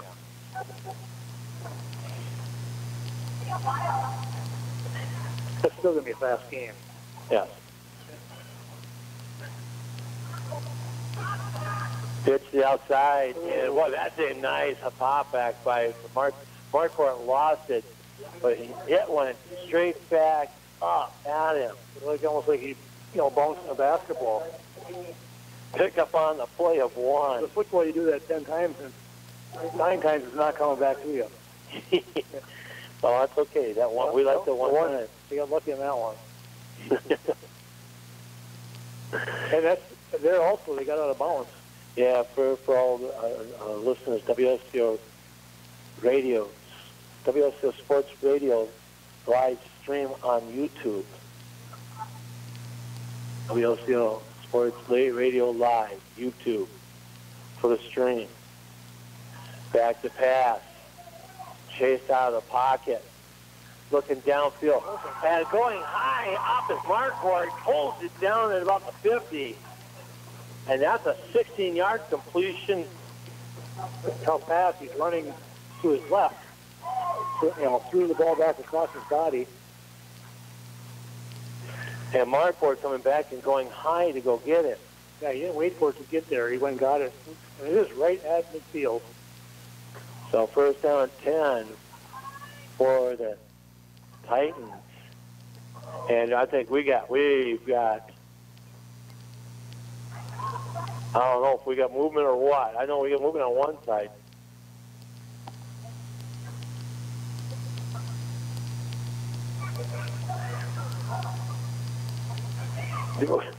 Did the offensive line move because the defense came across? Is now the question. Defense is backing up. Yeah, that's kind of a giveaway when, they know they did something. Nope. Yep. Kind of like when you see somebody do something and they pull their hands back. Well, it's usually a dead giveaway. You just touch them when you pull your hands back.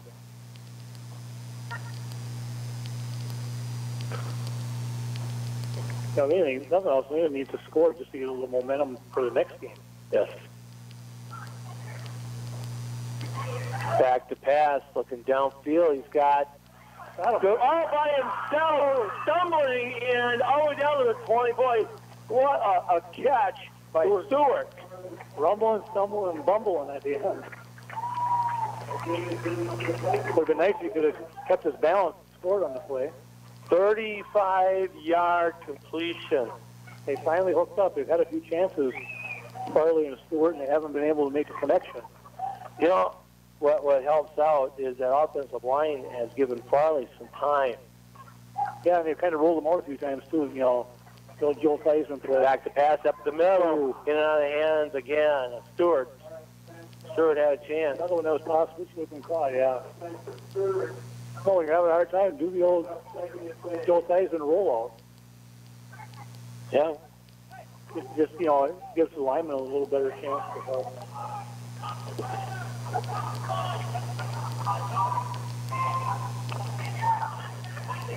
So right now, second down 10. They're on Elkhart Lake on Beulah's 20-yard line. And this could make it interesting if they could score here. Chased out of the pocket. Farley's got some room to run. He's standing on his side. He's faked twice the pass. He did the Don Mikowski fake pass and then pull it down and run it. Yeah, Rogers will do that. Yes. When he's 5 yards past line of scrimmage and the guys still go for it. But he did it twice on this time. That was a huge fake right there. 3rd and 7. And right now, we're going to see on the sideline, Stewart. Back to pass, looking downfield. At the middle, it's marked. It is not Marquardt. It is Borchert. Touchdown. Well, now we need a 2-point conversion. Then what do you do? Yeah, onside? Almost have to. I'm not sure you get the ball back.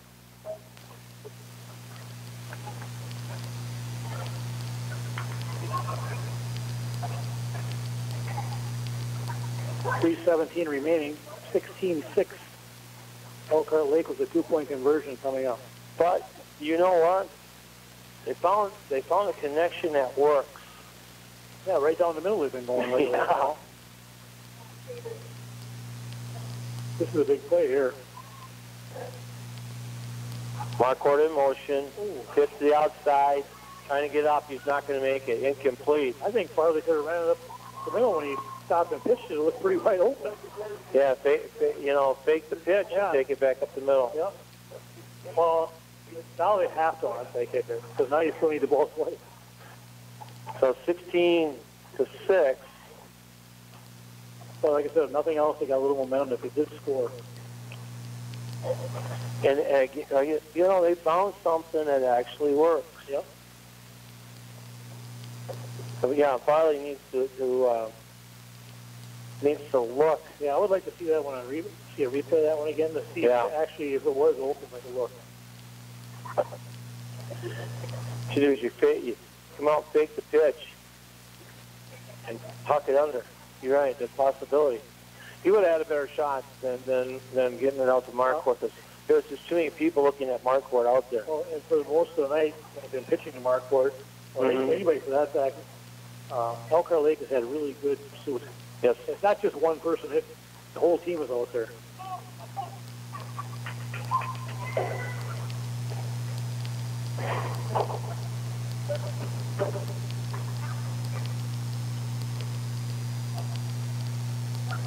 See, this is the deal when you keep talking about removing the kickoff from the NFL. Yeah. What happens in this situation? That takes care of the onside kick now? Yes. So if you're down by 9, the game's over.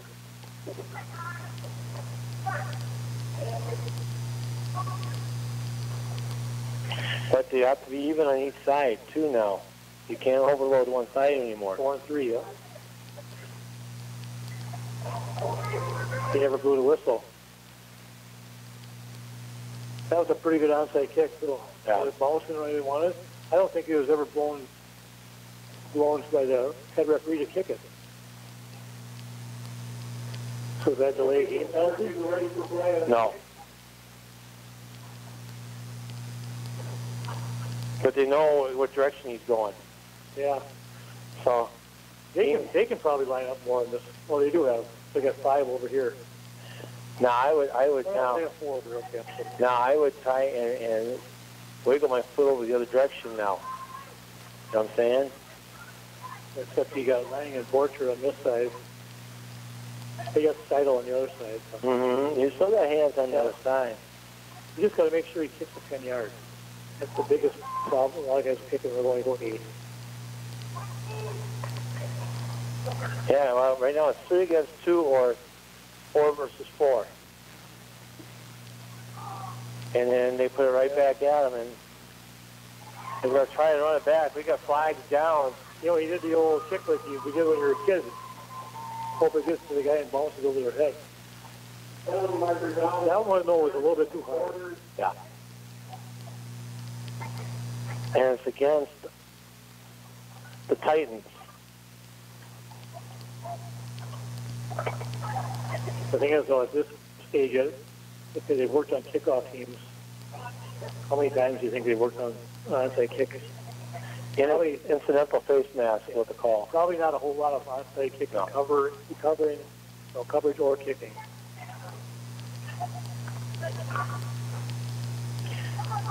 A good defensive stand. Now, Lena didn't use a timeout the second half. Yeah, they did right away. They did right away to stop. That was the first half. That was down here, I thought. Okay, that's possible. Yeah, I thought they used they could stop. I think Lena has 2 timeouts. I think Elkhart Lake has 2 timeouts. Maybe we could write that down next time. Yeah, I haven't done that yet. I'm still trying to get my act together here.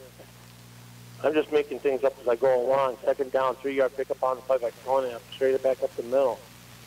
And second down at 7. Right now, we're at 2:40 remaining. Right now, they're going to wait to see what the... I would wait. There he is. Now we have to hike the football. Hand off again. This is going to go to number 32. This time the carry is going to be on Kane. Need a timeout. Yeah, pick up on the play is going to be 2. It's 3rd down and 5, and that's a good timeout. I'm sure the Elkhart Lake quarterback, he's a senior, they know don't even get him set until you see the back judge start his count. Well, now he has to go at any time now because with the timeout, you have 2:18 remaining here. Yeah, right. Yeah, which maybe will work to their favor. You don't have to wait till the last second to happen. They're going to run the ball here and make Lena use their last timeout, and then they might punt it if they're not within a couple yards. Well, yeah, you're in a punting range. Yeah, especially if they would have never done that little pooch kick, I would think they might just keep going for it. But right now, I would kick it to the sideline right now. Yeah, we don't see that coffin corner kick anymore. No, because right now they're taking another 20 yards. Every yard they can make Lena go if you don't get a first down. So third down at about 5. Ball at about the 43-yard line. I formation. Shaw, the quarterback. I don't know what he's waiting for. Maybe from the jump. Hand off. Robidoux. Coming to the outside. He's got the first down, and that's pretty much going to... That'll be the ball. They might... Lena with one timeout, they might not even use that timeout now. 6-yard pickup on the play. I think Alcorn Lakers, if they want, they can just let the clock run, take a knee. Although I'd like to see what he does. Hang on. Oh. 2:08 on the clock. There we go. Oh, you know what? He'd have to take a knee from back there because see now he can look up. He is under center finally. I would. Yeah, he is going to wait. I wouldn't even got under his center. But now he's got to stay there. I think he's got to hold all the line down. Unless he turns around and calls timeout. That's an awful long time to wait. Yeah. Robidoux on the carry, pick up on the play, and they're going to use their final timeout.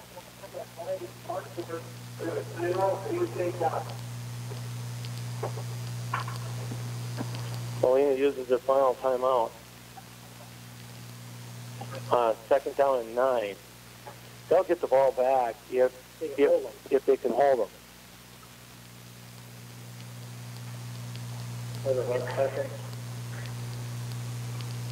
Because it's not quite the exact science of the NFL as far as figuring out time. Yeah.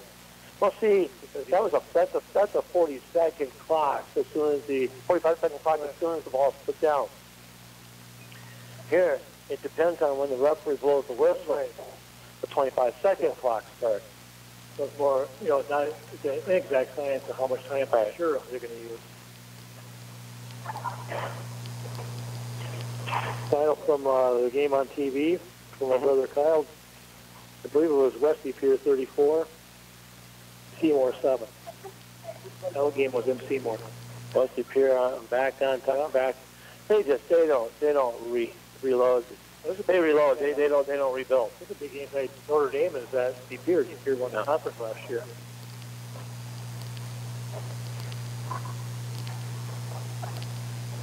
There's a handoff. Robidoux on the carry again. Pick up on the play of about 1. You got to get up fast.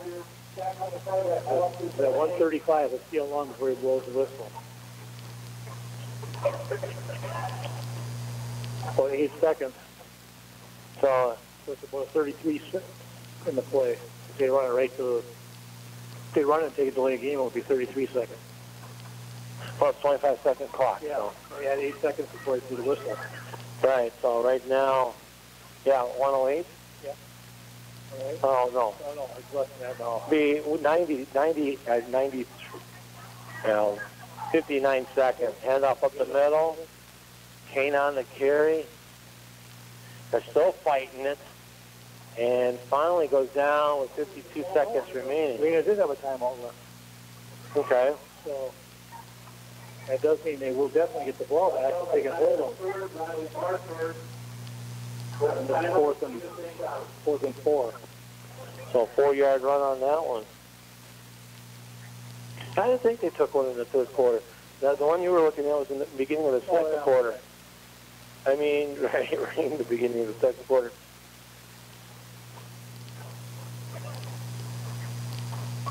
But I mean, even if they don't, kind of just, put a couple more plays on offense if you can hold them. Right.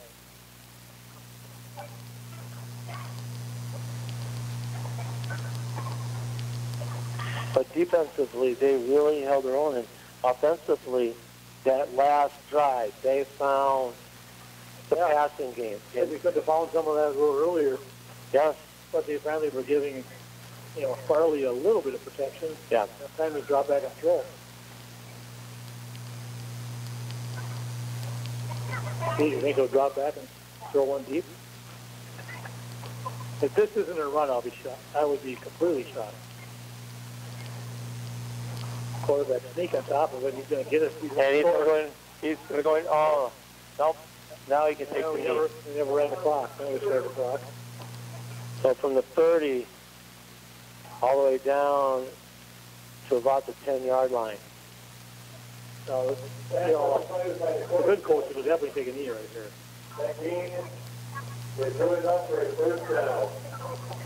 Yeah, with 48 seconds remaining.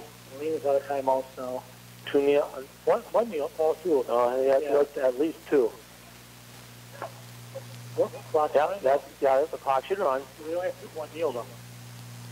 Now, because the clock's running. But 25 seconds and the 48-second mark, so 20 seconds. Yeah, you're right. As long as he gets it down close to 30 before. Okay, the referee, he'll watch the clock for sure on this. Yeah, he won't. He's not going to. There it is.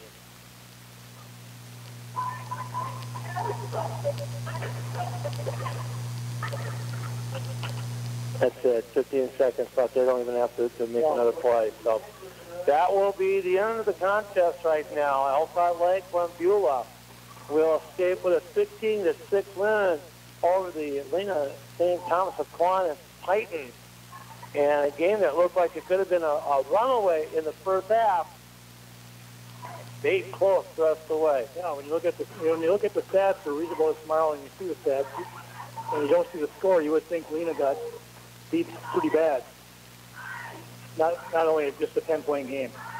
Yeah, no, because again, most of their yardage is going to come in on that 35, a 16-yard pass play to Markwart, a 35-yard pass play is going to come in to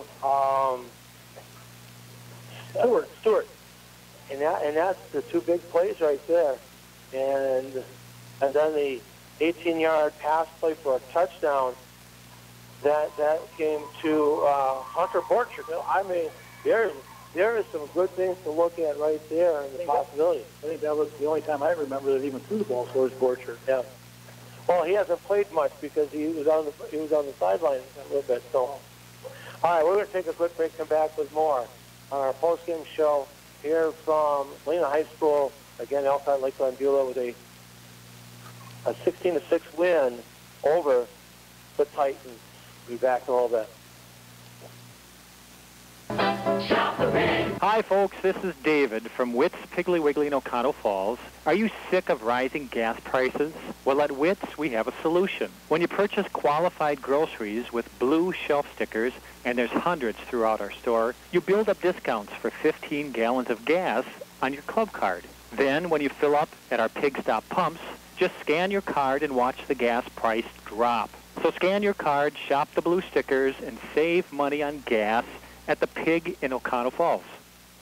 Hi, this is Bob Schwartz from the Stevenson National Bank and Trust in Oconto, and I want to tell you about our hometown bank with hometown pride. We're locally operated, which means our heart is where it belongs, in the community. Our decisions are local, and our priorities are where they need to be. Find out what hometown banking is all about. Stop by the Stevenson National Bank and Trust Oconto office at 101 Bray Lake Way, or go online to snb.com. Member FDIC, Equal Housing Lender. Springtime means cleaning time. It's also a time to take a look at the flooring. Has it seen its better days? Time to head to Factory Direct Flooring of Green Bay. At Factory Direct Flooring, you can avoid the middleman. Save on carpet, tile, and vinyl flooring every day. Carpet start at 55 cents per square foot. Vinyl flooring starting at 99 cents per square foot. They also have custom area rugs. You design them, we make them. That's at Factory Direct Flooring, 1330 South Military Avenue at the intersection of 9th Street in Green Bay. Mainly cloudy skies tonight with scattered showers and thunderstorms. We'll see a low temperature of 65 degrees with winds out of the west at 5 to 10. Saturday, thunderstorms are likely with a high temperature of 74 and east winds at 5 to 10 miles an hour. Sunday, look for a chance of showers with a high temperature of 70. Monday, plenty of sun with a high temperature of 73. And for Tuesday, look for a chance of showers with a high temperature of 80. Wednesday, scattered showers and thunderstorms with a high temperature of 78 degrees. That's your latest forecast. For WOCO Radio, I'm meteorologist Ray Miller.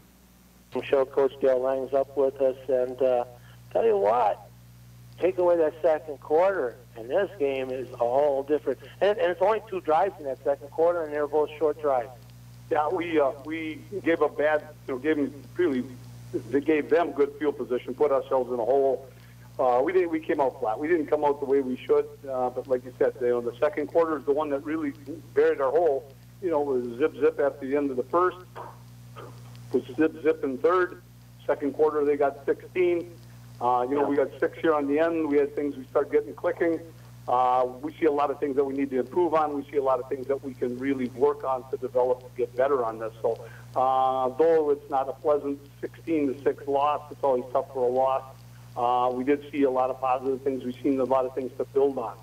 And unfortunately, next week we have another really, really tough opponent in NEW Luth. When you look at tonight, you're coming off of a team that had some excellent ball players with Graham Nash and some of the other ones that went to graduation. Yeah, you had a couple holes to fill, a quarterback in another spot.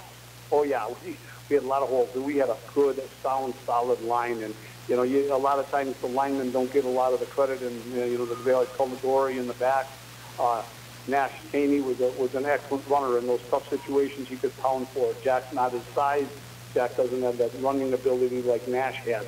So we have to find a little better combination that when we need those yardages, that short yardage, we can pound it. We did. We had a real good line last year. We got some stuff to work on the line.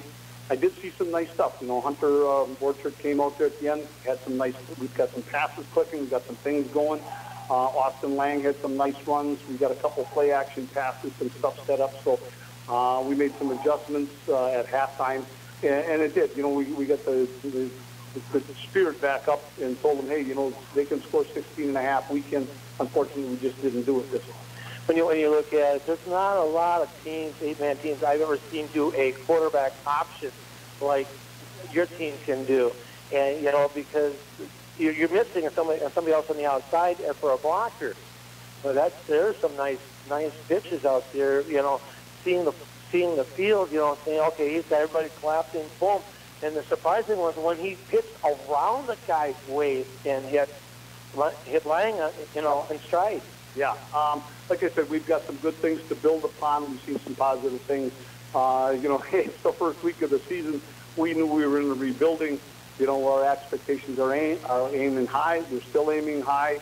It's the first game of the season. By no means are we, scrapping anything or getting it right. We're going to come back and polish the tools we have. Because that last drive, we talked about it. The offensive line finally gave the quarterback some time to throw. Even give him time to go out of the pocket and then help himself. That was kind of neat. You had a 35-yard pass. You had an 18-yard touchdown. Yeah. And the receivers came back. If the quarterback was in trouble, came back and helped. Yep. And, I think our guys being in shape, and we do have them in pretty good shape. It was humid out there. And that may have been some of the things we were still running with, some pretty good energy.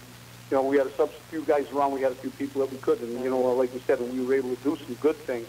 We just now have to build on those good things and keep things, in the right direction. First game jitters on the illegal motion penalties. Those give guys like me gray hair. Yeah, and and those penalties, I think we had 3 or 4 that were at critical times when we had started to move the ball. We had a nice play. We were getting into, a position where it was like 2nd and 6, 2nd and 5, 2nd and 3. Here comes the yellow flag. Hey, now we're back. And that is one of the tough things in this type of an offense and in this game. It can go wide open, or you can't give up those yards. And I can't take anything away from these guys. Elkhart Lake is a good physical team. We've seen them last year, and looking at these kids, they've been in the weight room. They've been doing the things they need to do themselves. They're going to be a tough team this year also. It's kind of nice that you have a large freshman class coming in. I mean, you have enough players here that a lot of teams that have 11-man football. We saw White Lake Elko. They only had 4 substitutions in 11-man football, and you've got enough help to build on with a lot of young kids coming up. Oh, we do, and we've got and a lot of those young kids. We're running a JV game. It'll be here on Monday, 5 o'clock. We're going against Gillett. Gillett's going to play 8-man with us also. In the JV levels, we've done that for years. So, yeah, it is nice. We've got a lot of younger kids that we have here that we have to build upon, and I think that's the aim point. We want to do good this year, but we want to do good continuously down the years to come also. When you look at it, you've been around with 11-man football for a while, and now 8-man. You see this 8-man football starting to catch hold more and more as teams looking that are struggling to keep their football program identity by themselves.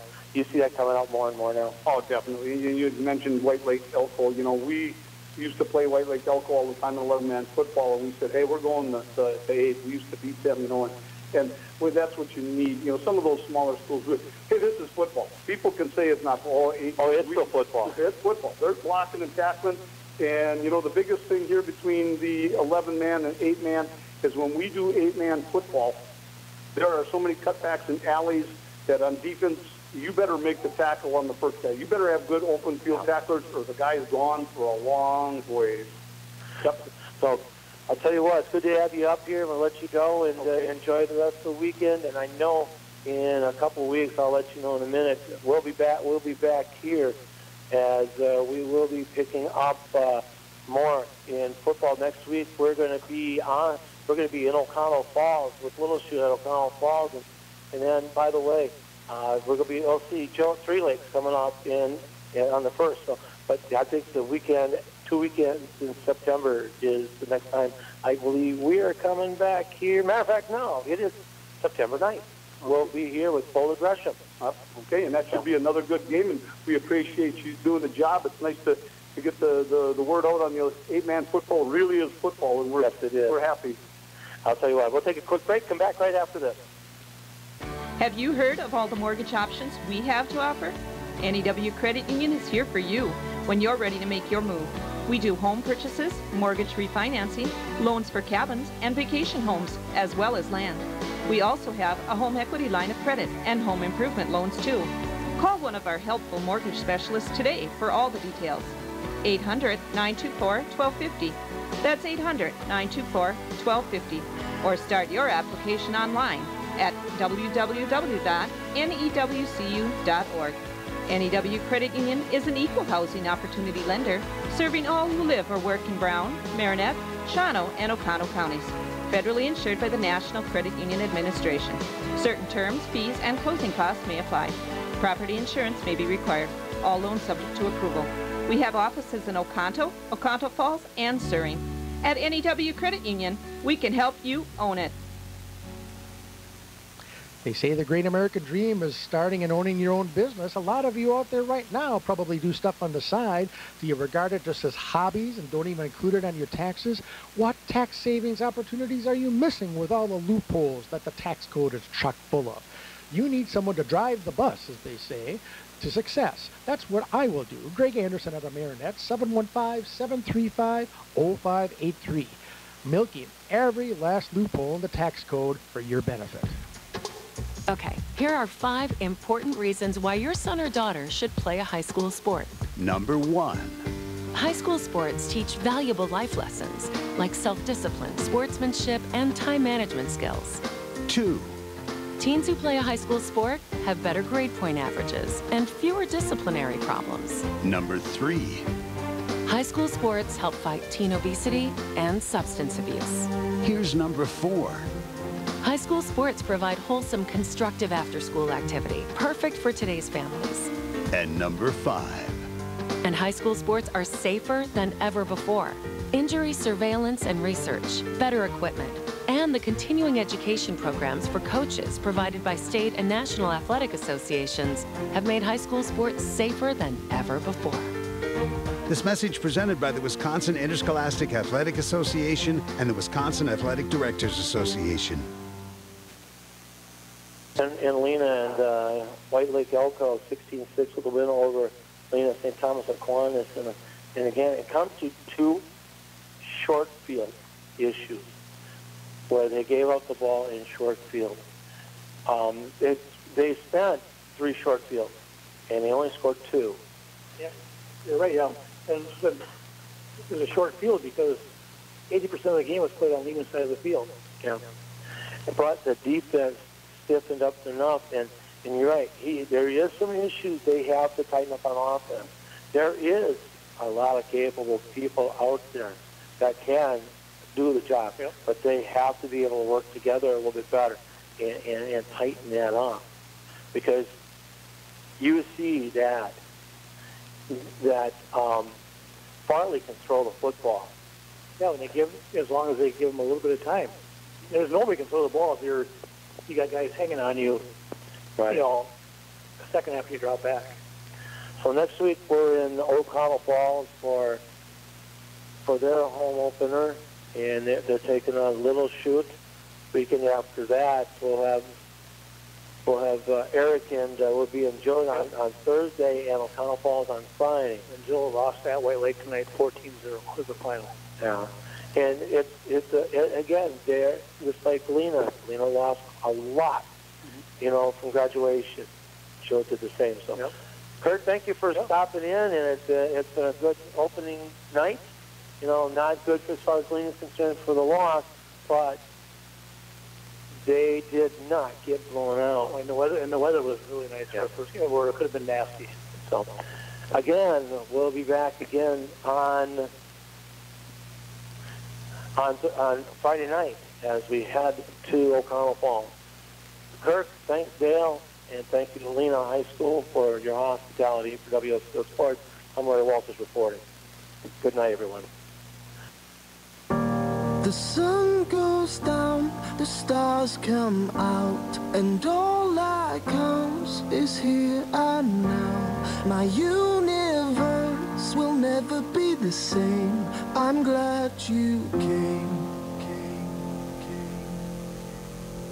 That has been high school football featuring Lena St. Thomas Aquinas. I want to thank our WOCO sports boosters, the O'Connell Falls Insurance Center, O'Connell Pharmacy, 24/7 well service, Eilenfeld, Scatchroot and Anderson, Greg Anderson, CPA, Stevenson National Bank and Trust, Witt's Piggly Wiggly Store, and your NEW Credit Union. Hand you another drink, drink it if you can. Can you spend a little time? Time is slipping away from us, so stay with me. I can make you glad you. This happened once before, when I came to your door, no reply. They said it wasn't you, but I saw you peep through.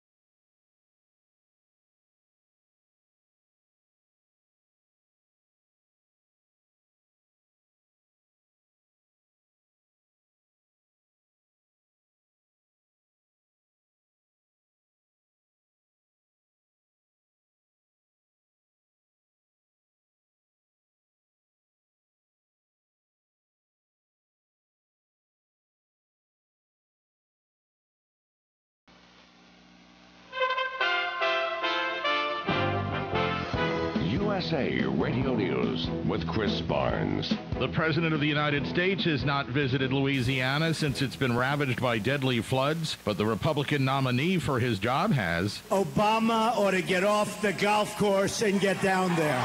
Donald Trump speaking there at a rally in Michigan hours after he changes his original schedule for the day so that he and his running mate Mike Pence can visit the state. The spirit of the people is incredible. The White House now saying President Obama will visit Louisiana to view the flood damage on Tuesday. The man who's been Donald Trump's campaign chairman is no longer working on the nominee's campaign, as Paul Manafort has resigned. This comes a few days after Breitbart News chairman Stephen Bannon was named campaign CEO, and veteran Republican operative Kellyanne Conway became Trump's campaign manager. Wall Street closes with losses.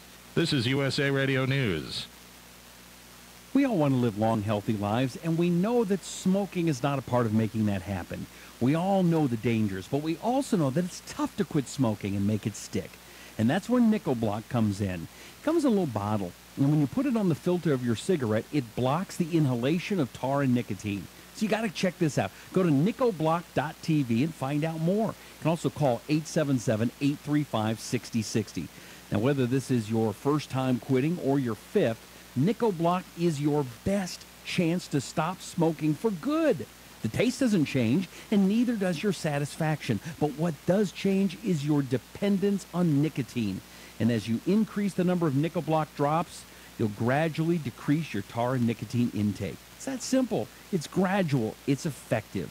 Call 877-835-6060. Stop smoking. Make it for good this time. 877-835-6060 or go to nickelblock.tv. Yep.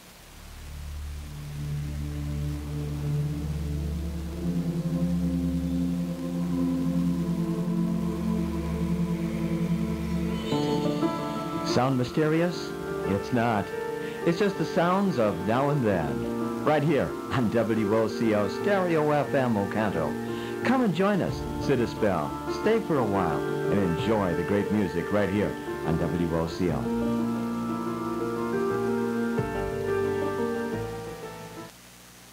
Mainly cloudy skies tonight with scattered showers and thunderstorms. We'll see a low temperature of 65 degrees with winds out of the west at 5 to 10. Saturday, thunderstorms are likely with a high temperature of 74 and east winds at 5 to 10 miles an hour. Sunday, look for a chance of showers with a high temperature of 70. Monday, plenty of sun with a high temperature of 73. And for Tuesday, look for a chance of showers with a high temperature of 80. Wednesday, scattered showers and thunderstorms with a high temperature of 78 degrees. That's your latest forecast for WOCO Radio. I'm meteorologist Ray Miller. It's 9:33. We're at 69 degrees.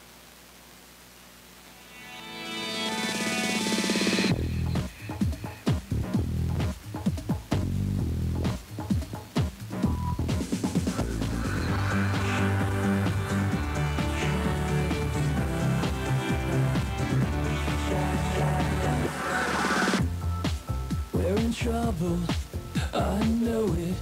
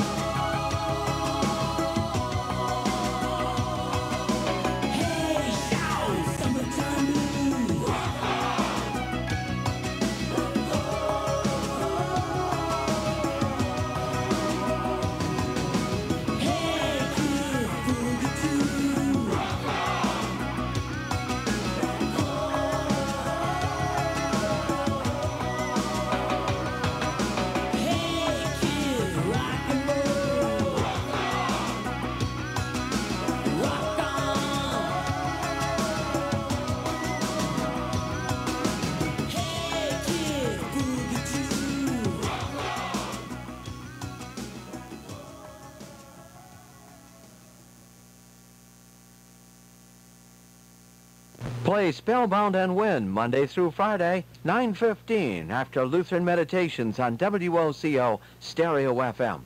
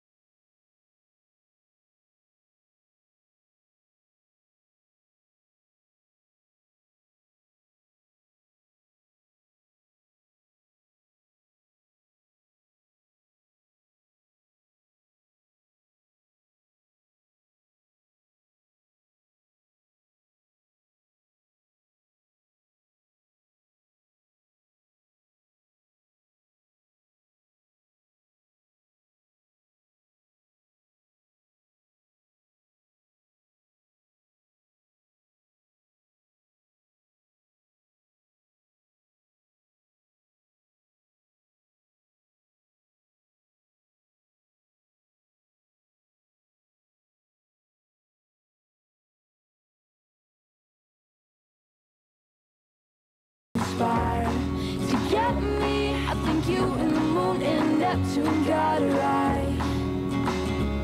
I think you and the moon and Neptune got it right. 'Cause now I'm shining bright, so bright, bright, so bright, bright, so bright, and I get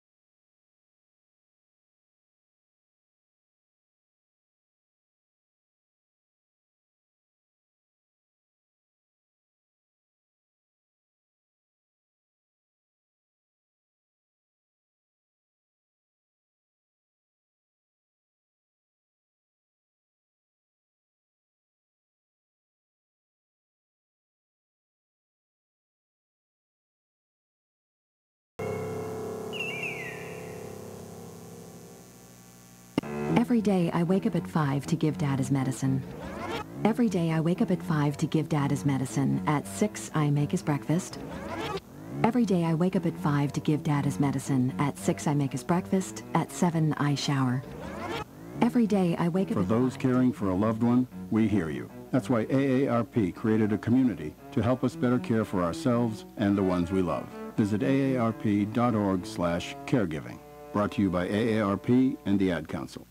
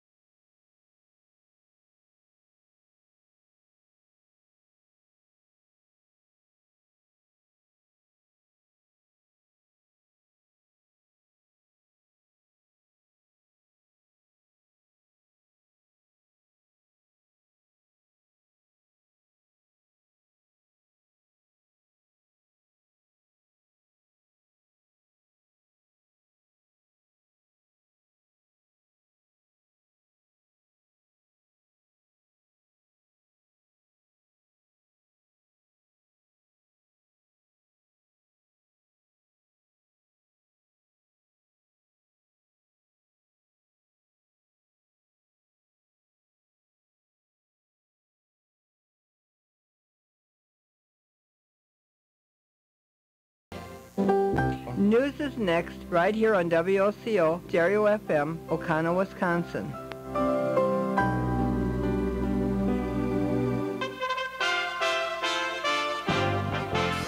USA Radio News with Chris Barnes. We're doing everything we can to make sure that we make the city safe for our residents and for our tourists. That's the mayor of Miami Beach after the CDC advises pregnant women to stay away from Miami Beach because of the Zika virus threat. We got a very talented, dedicated staff at Miami Beach that's doing everything in its power to make sure that we reduce this threat as much as possible. Mayor Philip Levine speaks hours after the CDC issued that warning after officials confirmed 5 new locally transmitted cases of Zika in the Miami Beach area. And honestly, Obama ought to golf course and get down there. That's Republican nominee Donald Trump speaking to a rally in Michigan after hours earlier.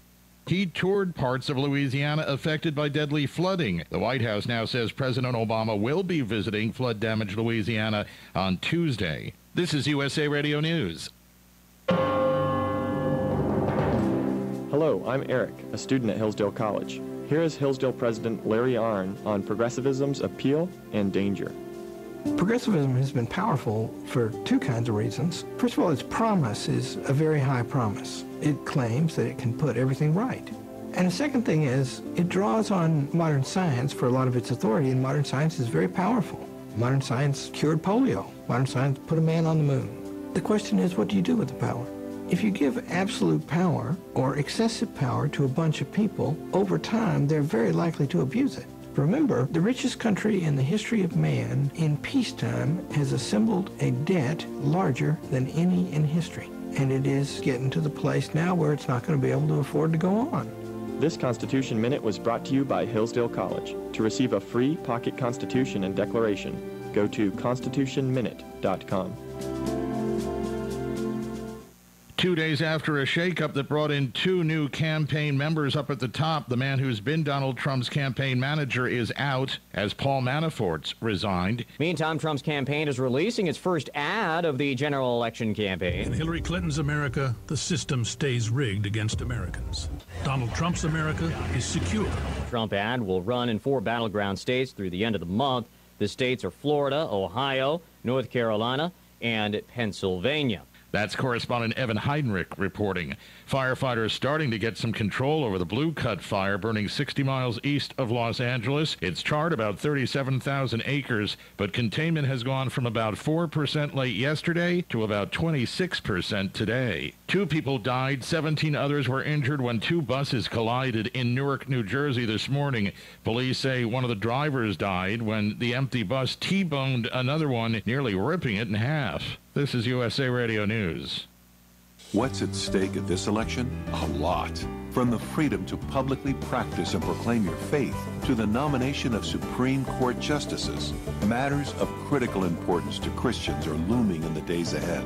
That's why we invite you to join us on September 9th through 11th in Washington, D.C. for the Values Voters Summit. Come to learn, be encouraged, and meet others who will stand for the renewal of this great nation. Visit valuesvotersummit.org for more information.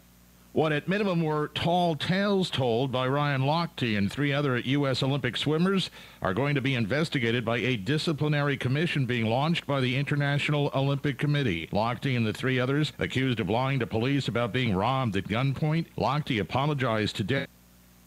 Nearly 11,000 released so he could return home from Brazil. On the 25th anniversary of New York City's Crown Heights, the mayor at the time, David Dinkins, is defending the role that he played at the time. 25 years after the riots in Crown Heights, Brooklyn, the former mayor says much has changed. The community does much, much better today than it did 25 years ago. The 3 days of rioting broke out after a black child was hit and killed by a Jewish driver, and then hours later, a young Jewish man was stabbed to death by black teens. Former Mayor David Dinkins still rejects criticism that he did not do enough to stop the violence. It was so unfair for me to be accused of holding back the police and permitting blacks to attack Jews, given my record with the Jewish community and the state of Israel. Many tie the Crown Heights riots to Dinkins' failed bid for re-election in 1993. Sharon Reed, New York. And the 7-Eleven Slurpee is 50 years old today. The convenience store is celebrating with its annual Bring Your Own Cup Day today and tomorrow. You bring any size cup into the convenience store, you can fill it up for just $1.50. For USA Radio News, I'm Chris Barnes. WOCO Stereo FM, Oconto.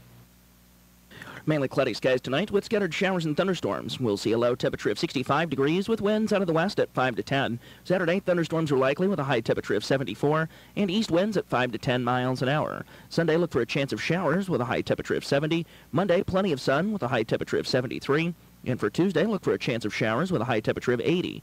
Wednesday, scattered showers and thunderstorms with a high temperature of 78 degrees. That's your latest forecast. For WOCO Radio, I'm meteorologist Ray Miller. It's 10:05. We're at 69 degrees. And now, When Radio Was. Brought to you by Radiospirits.com.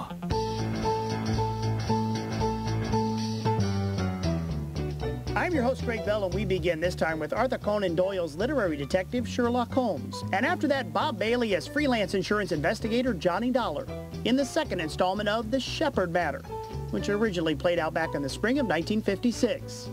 Well, about a decade earlier, famed Holmes portrayer Basil Rathbone quit both the film series and the radio show. And for a while, his co-star Nigel Bruce would continue as Dr. Watson on radio, joined now by Tom Conway. Then in 1947, a mutual broadcasting system version was launched, and that's where this episode is from. Announcer Cy Harris provides the name of the lead actors, as well as the details. I'll just let you know it's from February 8th, 1948.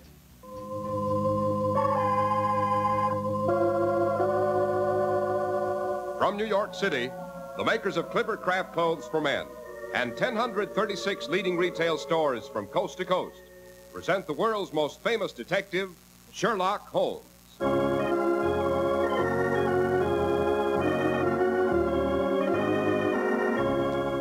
Tonight's adventure, the case of the sanguinary Spectre.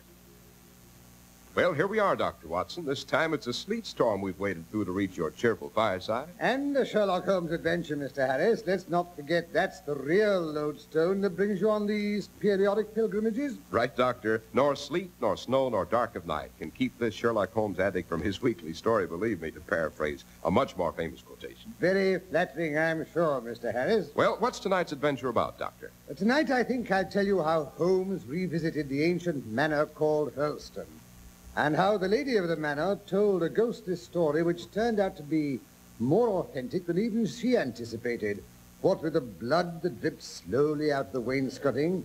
And to begin at the beginning, Holmes, as you know, in his cerebral processes, was the neatest and most methodical individual. But in his personal habits, he was the untidiest man that ever drove a fellow lodger to distraction. Not that I'm what you'd call painfully tidy myself. Oh, now, Dr. Watson, you're always neat as a pin. With clipper crafts, that's easy. But don't interrupt me. Where was I? Oh, yes. I'm certainly not what you'd call prissy, but when I find a man who keeps his cigars in the coal scuttle, his tobacco in the toe of a Persian slipper, and his unanswered correspondence transfixed by a jackknife in the very center of the mantelpiece, then I begin to give myself virtue of airs. I don't wonder, Doctor. Imagine then my surprise when, on returning one afternoon from making my medical rounds, I found Holmes in a stiff collar and wearing his Prince Albert. Furthermore, he was tidying up his chemical table and kicking his notebooks, papers, and other impedimenta out of sight under the sofa.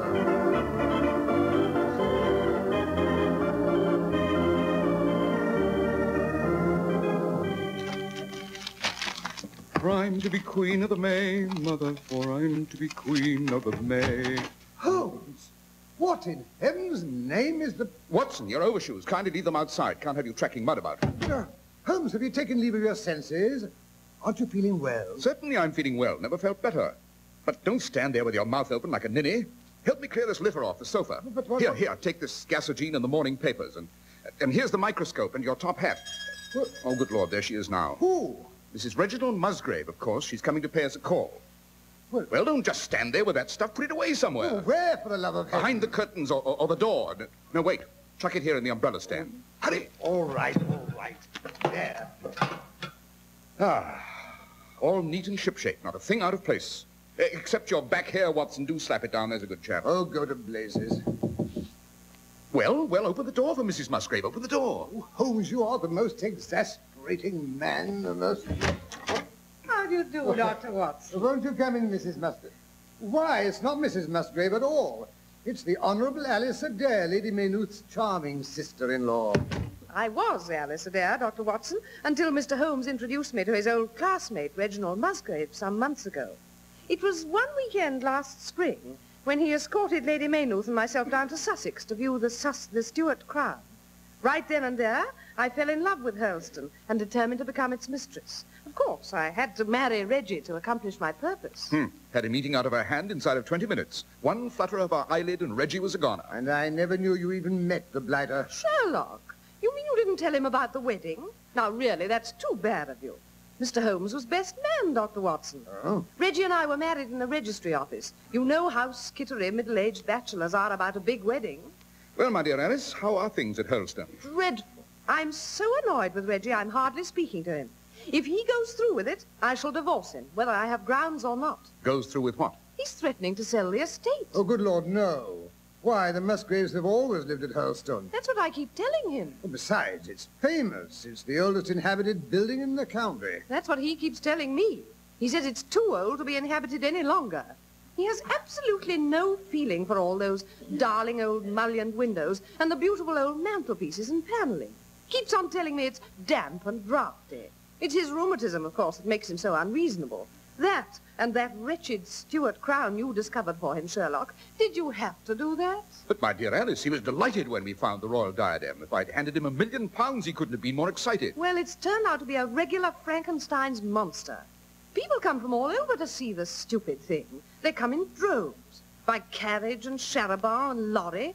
They come and bring their lunches. We haven't a moment's privacy. Why doesn't he send it off to a museum where it belongs? Because that's what the government wanted him to do in the first place. Well, things have been going from bad to worse. All those trippers tramping through the shrubbery were bad enough. But that dreadful boy yesterday afternoon, that's what really put the petticoats on the Queen. What boy are you referring to, Alice? That horrible little urchin we found in the tea garden, pulling up Reggie's prize petunia by the roots.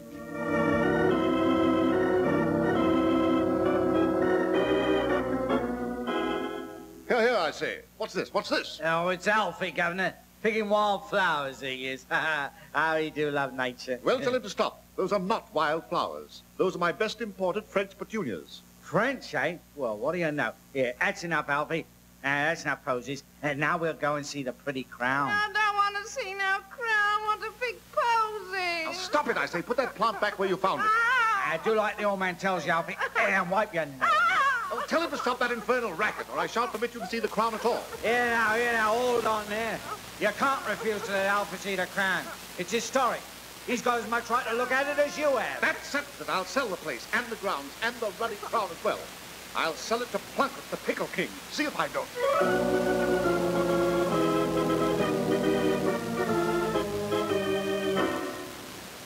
Good Lord, don't tell me old Plunkett has offered to buy Hurlstone. So it seems, Sherlock. I told Reggie if he even thought of it, I'd never speak to him again. But that only made him more determined. You've no idea how obstinate he can be. Pig-headed is the word, my dear Alice. Yes, well, perhaps you're right. That's what comes of his staying a bachelor until he was pushing 40. Hear that, Watson? Let be a lesson to you. He was probably waiting until you happened along, Mrs. Musgrave. Why, Dr. Watson, what a charming thing to say. You must make Sherlock bring you down for the weekend. Thank you. What weekend? I'm attending no elegant weekend parties at Hurlstone. Oh, yes, you are. You're responsible for this brainstorm of Reggie's. If you hadn't discovered that wretched crown, he wouldn't want to sell the place. And if it weren't for the crown, I'm sure Hennessy Plunkett wouldn't dream of buying it. Hurlstone in the possession of Hennessy Plunkett, the Pickle King. It would be sacrilege. He even talks about putting out a new brand, Crown Pickles, with a picture of the Stuart crown on the bottle. Oh, shocking bad taste. I will not have that dreadful old vulgarian strutting around the property. He'd ruin it in no time. Sherlock, you and Dr. Watson simply must come down and help me to save Hurlstone from that pickle peddler.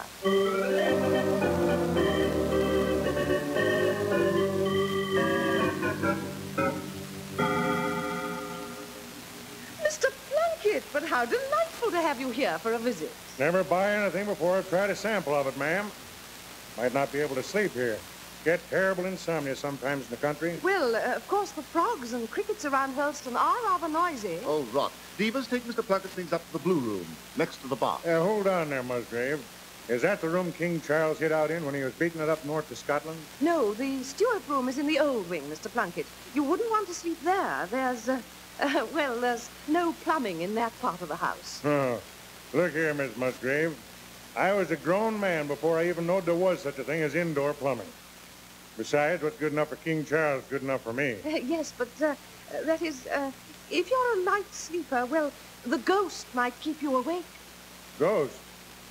Look here, Musgrave, you didn't tell me Hurlstone had a ghost. Why, of course. The steward room has always had a ghost. Ridiculous. Charles didn't die there, Alice. He only hid there for a week or so.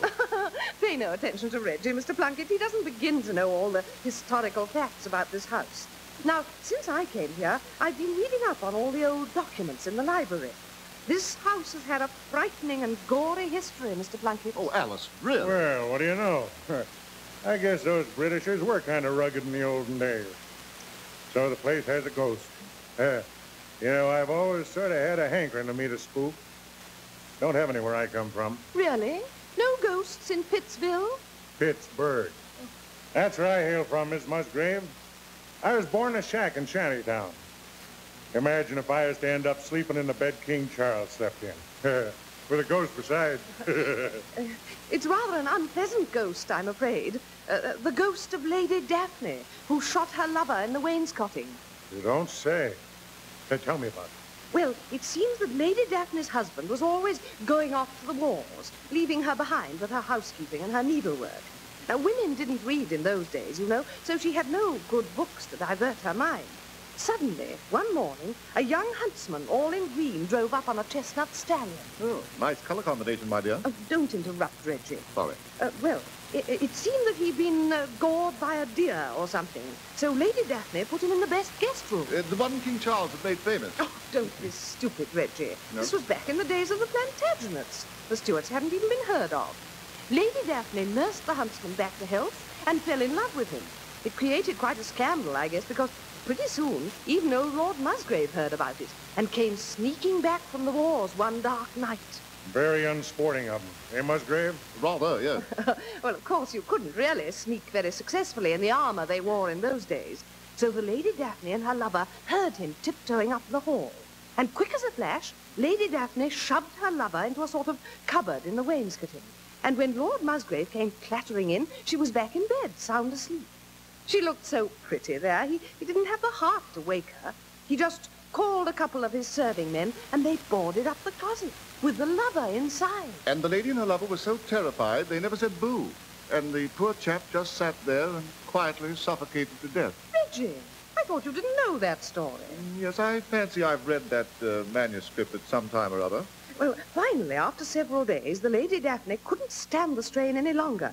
She took out her husband's revolver and fired a shot through the wainscoting. And pretty soon, a slow trickle of blood came out onto the floor. Well, that's a departure I hadn't read about. Lord Musgrave pretended not to notice, but went calmly back to the walls. The Lady Daphne's hair turned completely white, of course, and you can still see her wandering about the room, moaning and wringing her hands.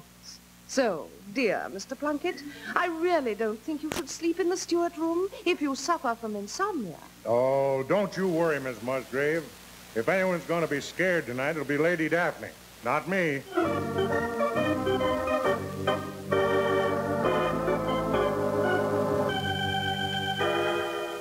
Pass Dr. Watson the port, Sherlock. That's a good fellow. His glass is empty. Oh, what's up, Reggie? Oh, just a twinge in my left knee. Must be a storm coming up. That knee's a regular barometer. Dashed fine port you have, Musgrave. Must be old. My dear Mr. Plunkett, the port in this house was laid down by my great-grandfather. Oh, you don't say. The cellar goes to the house, of course. What remains of it? There are only 3 bottles left beside this one. afraid all my forebears have been heavy port drinkers. The Musgrave port has always been famous, Mr. Plunkett. Oh, yes, Dr. Watson. Nothing could persuade me to part with a place that we still have the cellar we had in my grandfather's or even my father's day. Oh, well. Sic transit gloria mundi. Oh, confound that knee. It's a reliable weather prophet at any rate. Here comes the storm. Can't say I like thunderstorms, and never have. Got some bad ones in the Alleghenies when I was a boy. I've seen lightning bounce off of those mountains like it was the devil playing ninepin. Always crawled into my old man's feather bed when I heard it coming. Lightning can't get you if you're in a feather bed. Yes. You wouldn't have a feather bed here at Hurlstone, would you? Why, yes, we have some eider-down coverlets, I believe. But don't you think it'll be too warm? I mean, it's only the beginning of September. It blazes with the heat. You tell Devers to bring me a couple up to my room. I'm going to get into bed right now. We'll be back with more of Sherlock Holmes right after this short break.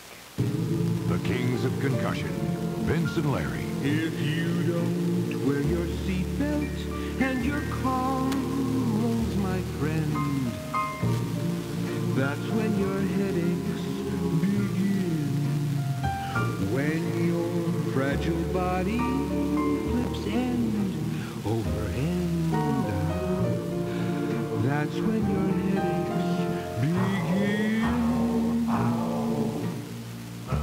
Tell him, Vince. Now, baby, listen up. Seatbelts are something you can't live without. When that car rolls over, it spits you right out. Yes, it does. So please wear your seatbelts, 'cause your skull doesn't bend. That's when your headaches begin. A message from the Department of Transportation and the Ad Council. And now let's get back to Sherlock Holmes and the case of the sanguinary specter on When Radio Was. Devers, you can light the fire in that fireplace. Yes, sir, but if you're going to retire, Now, sir... don't give me an argument. Lightning has a habit of coming down chimneys on account of the draft and the cold air. But if there's a fire lit and there's hot air going up, it can't get in. Here. That was a close one, wasn't it? Sounded like it hit the old oak. Lightning is always hitting the old oak, but it doesn't seem to mind. That was the oak mentioned in the ritual, you know. I've been here since the Norman invasion, they say. Light that fire, Dad, blast it. Yeah, very good, sir, very good. There you are, sir.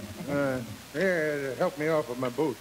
Why, you are shivering, sir, and that's a fact. I can even hear your teeth chattering. Never mind my teeth. Hand me my nightshirt. Yes, very good, sir.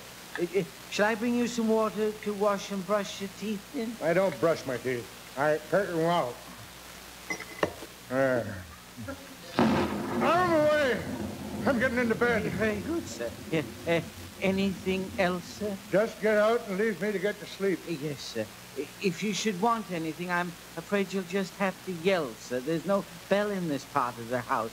Yell good and loud, sir, and maybe someone will hear you. Well, sir, I'll blow out the candle, huh? Good night, sir. Pleasant dreams.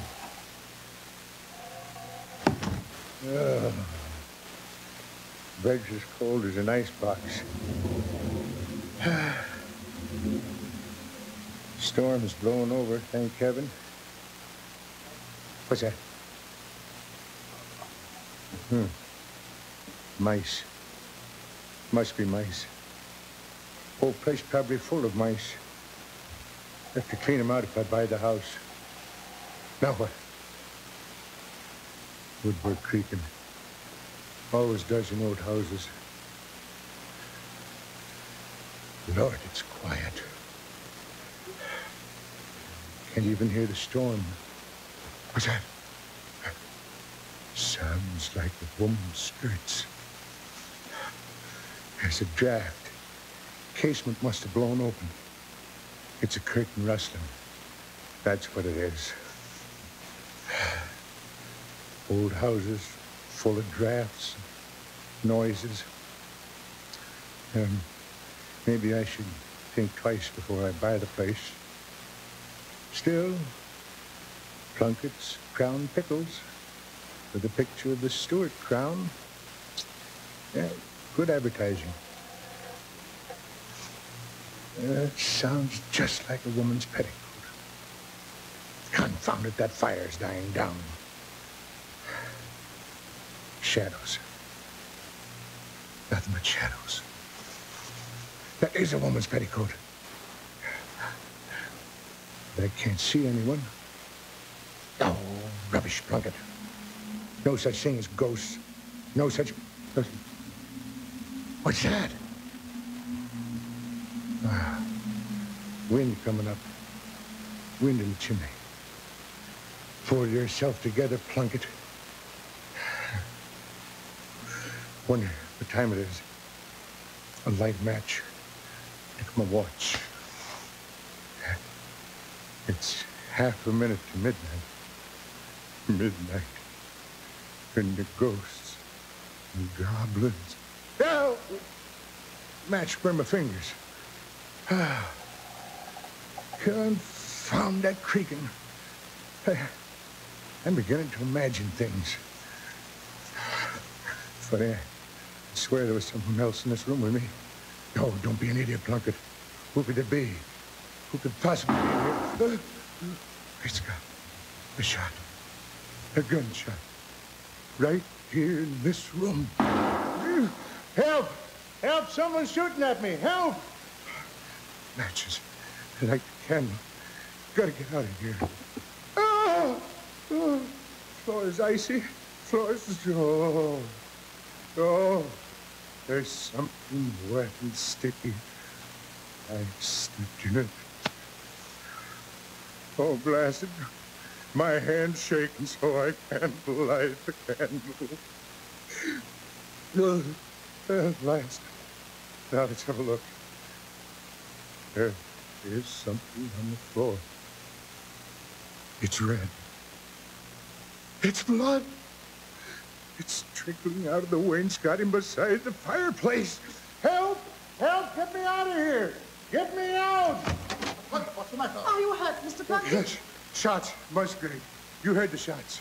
That ghost came in here and shot at me. Oh, nonsense. Alice only made up that story. They couldn't... Oh, no, you don't. I know what I've been shot at. You couldn't give me this house now. Where's my pants? Oh, don't be an arse, Plunkett. No one could have shot at you. There was no one in this room but yourself. Maybe no living person. But look over there, next to the fireplace. Someone shot that hole in the woodwork. Oh, rubbish. That's a knothole. Just a knothole. Oh, yeah? Then what is that stuff trickling out onto the floor? Great heavens, Reggie. It's blood. Of course it's blood. Where's my coat and shoes? But it can't be blood. No one could be behind the paneling. Why, this is too fantastic. I'm going to rip open the woodwork. I wouldn't advise it, my dear Reggie. Not while Mr. Plunkett's here. He doesn't look as if he could stand another shock. Better not reveal the Musgrave horror before strangers, don't you know? Oh, you're right, Mr. Holmes. I don't want no truck with family skeletons. I've had enough. I'm getting out. I don't ever want to see any part of Hurlstone again. Wait, Mr. Plunkett, you can't go like that. The blazes, I can't. Goodbye. But you've forgotten your teeth.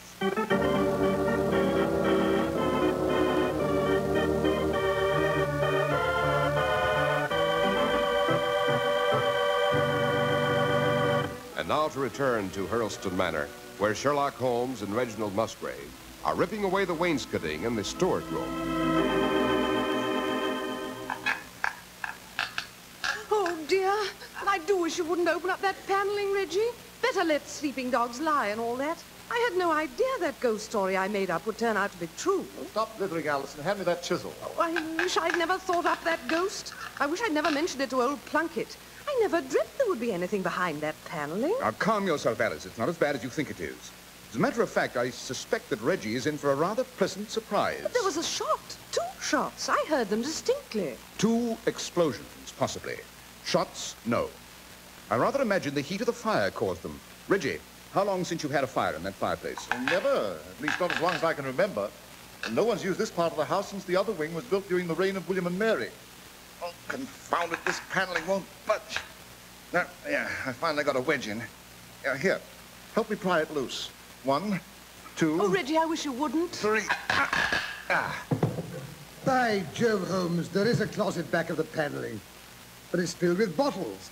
dozens and dozens of bottles covered with dust and cobwebs. Yes, and 2 of the bottles have exploded from the heat of the fire. Oh, here, let's have a look at one of them. It won't be necessary. I can tell you what's in them.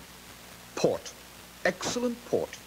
I rather suspect, my dear Reginald, that your revered grandfather had a rather special hiding place in this room. But how do you know it's port? By the aroma. My olfactory nerves are rather highly developed, you know.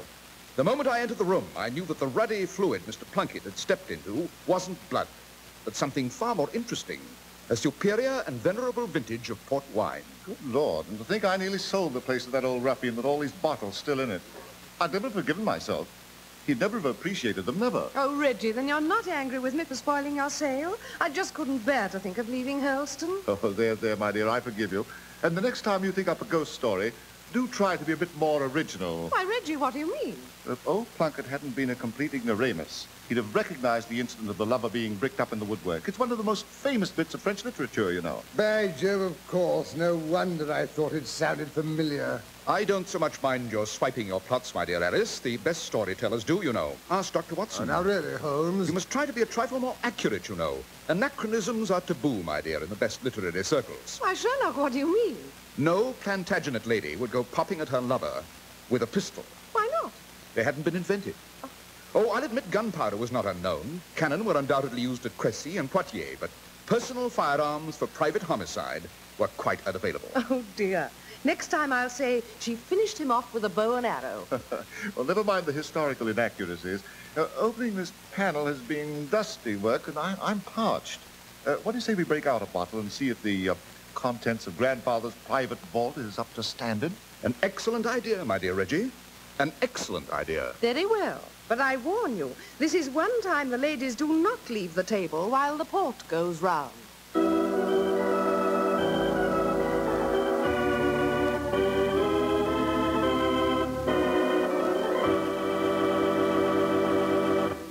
Well, Dr. Watson, that certainly was an unusual Sherlock Holmes adventure, when the stain on the floor turns out to be wine instead of blood. Oh, we had our lighter moments, Mr. Harris. We had our lighter moments, but don't get too relaxed, because next week's adventure is a real old-fashioned hair-raiser. Next week, I think I'll tell you how Holmes and I made a very sinister discovery in the ancient burial crypt at Shoscombe Old Place, and how it explained the strange behavior of Lady Polder's spaniel.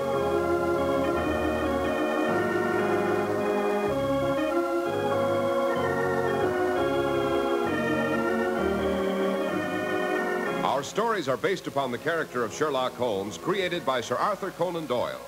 Sherlock Holmes is played by John Stanley, Dr. Watson by Alfred Shirley, and the dramatizations are by Edith Meiser. Sherlock Holmes is produced and directed by Basil Lochran with special music by Albert Berman.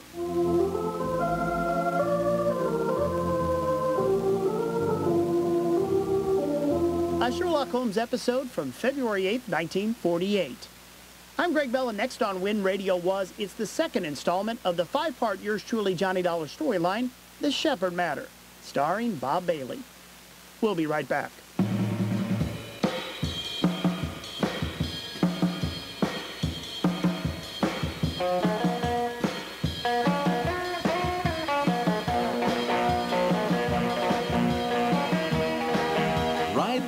With MusicRewind.com and Surf's Comin', a 3-CD set of 75 amazing songs from the pioneers of surf, such as Link Ray, The Ventures, The Beach Boys, Dwayne Eddy, Jan and Dean, Johnny and the Hurricanes, and many more.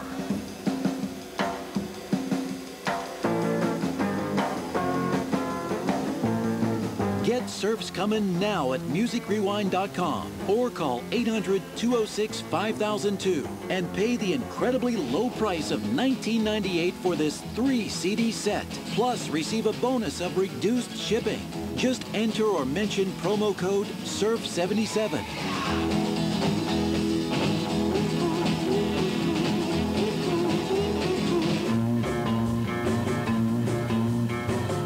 '75 surfing smash hits. Wild Weekend, Jesse Pearl, Surfin' Safari, Shazam, Do the Surfer Stomp, and many more.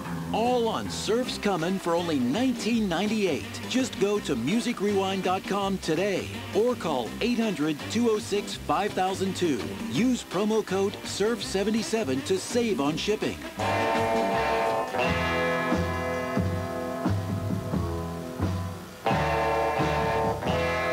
Act now. Call 800-206-5002 or go to musicrewind.com today. Remember promo code SURF77 for reduced shipping. This offer is available for a limited time to U.S. residents only and cannot be combined with any other offer.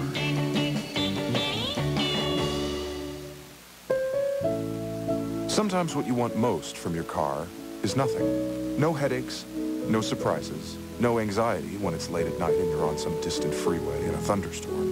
Owning a certified pre-owned Mercedes-Benz can be that anxiety-free experience on every level.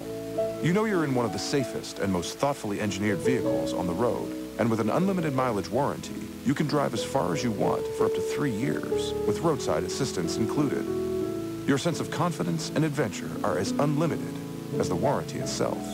Now you can drive the car of your dreams and realize that nothing is everything. And during the certified pre-owned sales event, now through August 31st, you can receive 2 years of complimentary prepaid maintenance and 0.99% APR financing on select models available through Mercedes-Benz Financial Services. You've waited long enough. See your authorized Mercedes-Benz dealer for complete details and limitations on certified pre-owned warranties. APR offer available only to qualified customers. Call 1-800-FOR-Mercedes for details about costs and terms. Welcome back to When Radio Was, where it's time to resume the Yours Truly Johnny Dollar storyline, The Shepherd Matter. It originally played out back in the spring of 1956, and this is the second installment. Enjoy. From Hollywood, it's time now for... Johnny Dollar. Dick Porter, Mr. Dollar. Hi. Did you check on Dr. Shepard? Yeah. Do I write up his policies? Well, that's up to you, Mr. Porter. Dr. Shepard's life has been threatened. What? That's according to him. And the man who threatened his life has definite homicidal tendencies, also according to Dr. Shepard. Well, well, what do you think? Porter, I think Dr. Shepard's a liar.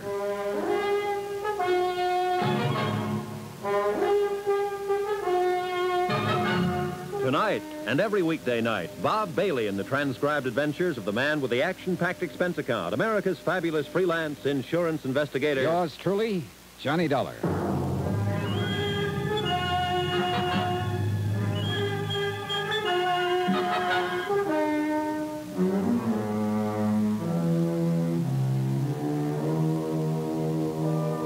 Expense account submitted by Special Investigator Johnny Dollar to Richard Porter, 480 Webster Boulevard, Providence, Rhode Island. The following is an accounting of expenditures during my investigation of the Shepard matter. More expenses. Item 3, 26 cents. 1 bottle of aspirin for Mr. Porter. I felt he was going to need it. I hope you aren't trying to be funny, Mr. Dollar. I'm not, Mr. Porter. I think you've got a tough decision to make. I know that the commission on $80,000 worth of insurance would be high. Sit down. Oh, thanks. Mr. Porter, Dr. Shepard told me he bought, or tried to buy, all that insurance because he thought a man named Forbes was going to kill him. He bought it, he said, to make certain his mother is well provided for. He was carrying a .32 Colt. Now, he spoke of treating Forbes' wife and of advising her that divorce would settle her health problem. Mr. Forbes didn't like that and accused Shepard of trying to wreck his home, and, well, that's about it. Now, what have we got? Well, your Dr. Shepard is either nuts or an idiot or the cleverest man alive. I don't know. I do know I believed about 1/2 of what he told me, maybe less. Well, what reason would he have to lie? Beats me. If someone threatened your life or mine, we'd turn to the police for help. Now, Shepard won't do that. Insists that it would probably be hazardous in the case of his patient, Mrs. Forbes. Well, I don't want to write up this policy if what he says is true. But I don't want to pass up the commission if it isn't true. Can you stick around town for another day or two and find out about it? I'll do what I can, Mr. Porter. Go ahead. Have an aspirin. He had an aspirin and I had a car ride. Once again, out to the offices of Dr. Shepard. The same things were more or less going on in the same way. His nurse, Miss Streeter, appeared as distraught as ever when she recognized me. There was a quick dabbing at the eyes, a straightening of the hair before she spoke. Good morning, Mr. Dollar. Hello. I'd like to see the doctor again. He was calling Mr. Porter's office trying to locate you. I'll bug him. Mr. Dollar, do you have anything to do with why Doctor's been carrying a gun? No. That's his business. In other words, I should mind my business. Well, I'm being honest. I've advised him what to do on the matter. What matter? He'll have to explain that to you, Miss Streeter. It doesn't make much sense to me. You can go back now. Okay, thanks. Hello, Mr. Dollar. Hello, Doctor. You were pretty insulting yesterday. I'm sorry about that, but we both have a problem to solve. And I get paid sometimes for deliberately insulting people. You're a stranger. You want to change your story about all this? I wish I could change it. It's still a mess, a bad mess. I thought it all out last night, and I still must hold to my original thinking. I have to place my concern for my patient, Mrs. Forbes, before anything else. In other words, you won't call the police and tell them your life's been threatened. No, and you're very stubborn about that part. I don't think you comprehend the situation at all. Look, wait a minute. Let's understand each other, Doctor. If this man Forbes is all you say he is, and you say you're the expert on homicidal tendencies, then the best thing for you to do is to prefer charges against him for threatening your life and have him locked up. Now, you could do that, according to what you've told me about Mrs. Forbes and a servant in their home witnessing his threats. I will try to explain again. I can't do that for Mrs. Forbes' sake. I just can't. She's been through a shattering ordeal. I must attempt to resolve this quietly. Now, true, I can generally anticipate a man's actions inside my office under clinical conditions, but well, Forbes is different. That's why I tried to contact you today.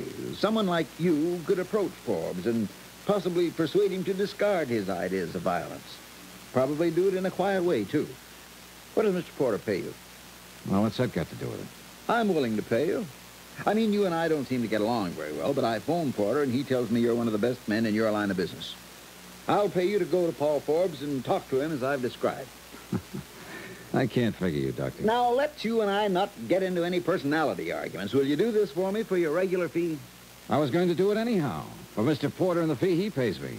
I just wanted to check you first. I'll do it, but I still think it's a matter for the police. All right, let's leave it this way.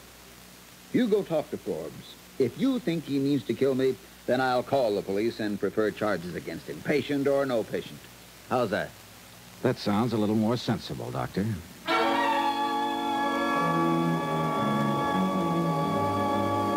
I took down the home address of Paul Forbes and climbed in my rented car and drove over to his home in the gilded edge of the city.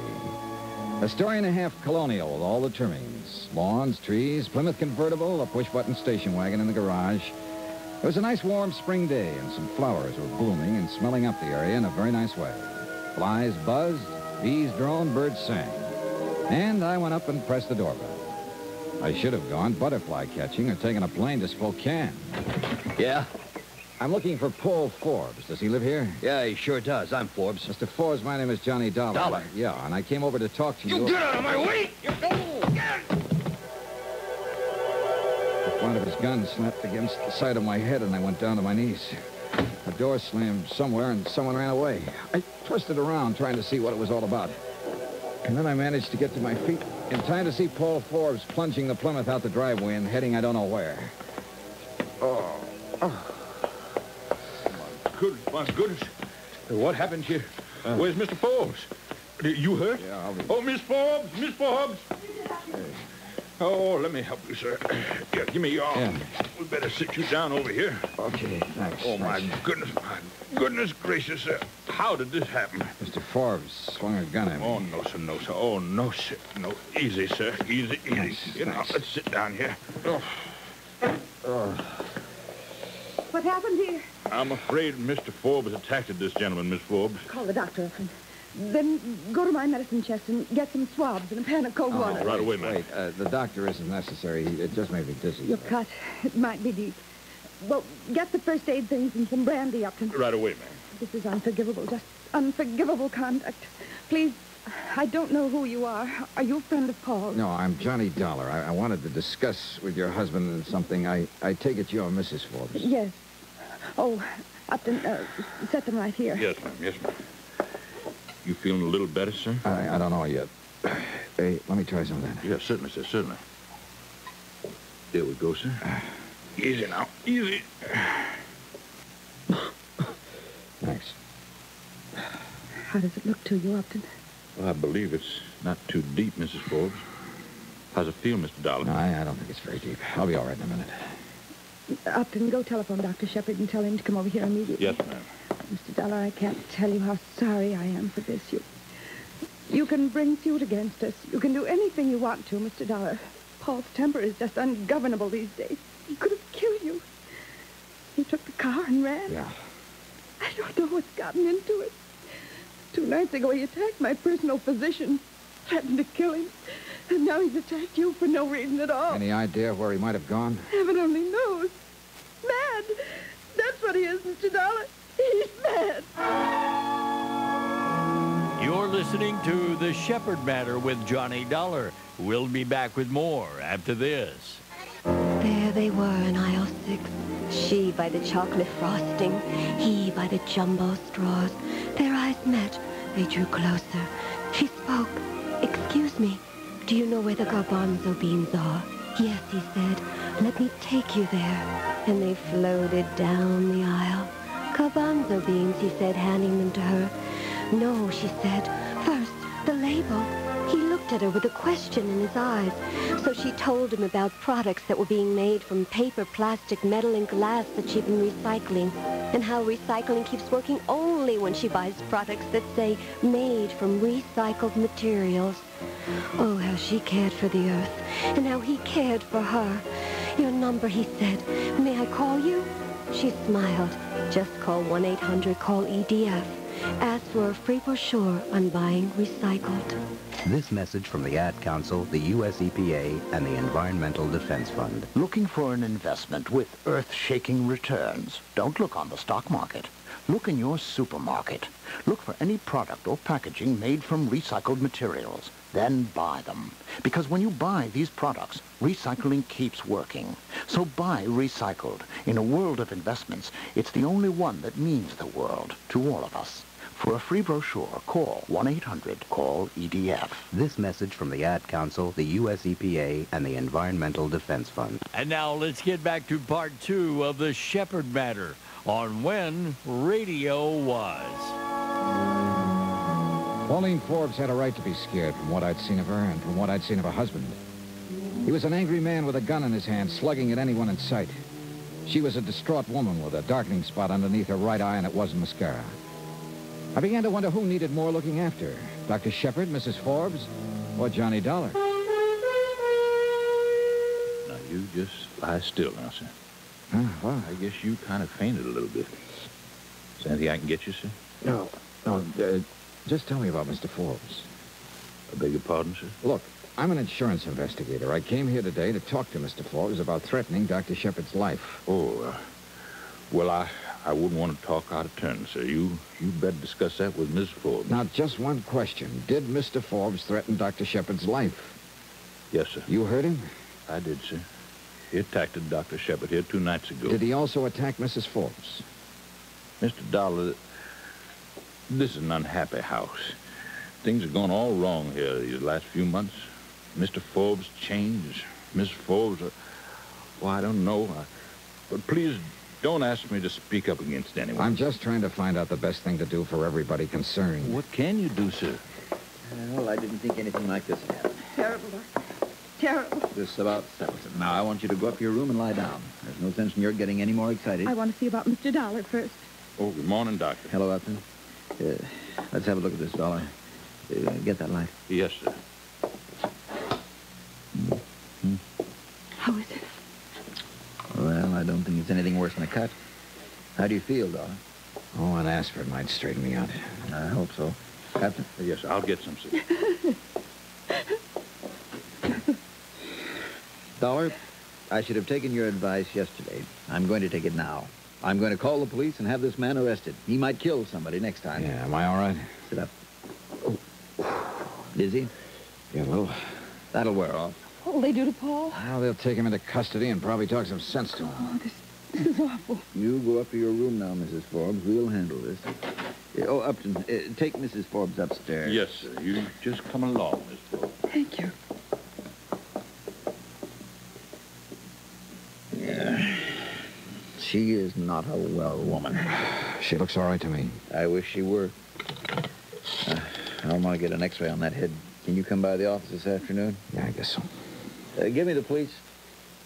I doubt if it's concussion or anything like that, but it's best to play safe. You're a safe player all the time, aren't you, Doctor? What does that mean? I don't know. Now, look here. I'm not... Hello? Yes. I want to talk to somebody about a threat on my life. My name is Shepard. Dr. Charles Shepard. When I left him, he was reporting Paul Forbes to the police. He gave them Forbes' description and the license number of the Plymouth Forbes was driving. I didn't stay beyond that. Maybe I should have. Maybe I should never have left that house. I'm not sure, but if I hadn't left, I might have saved a life.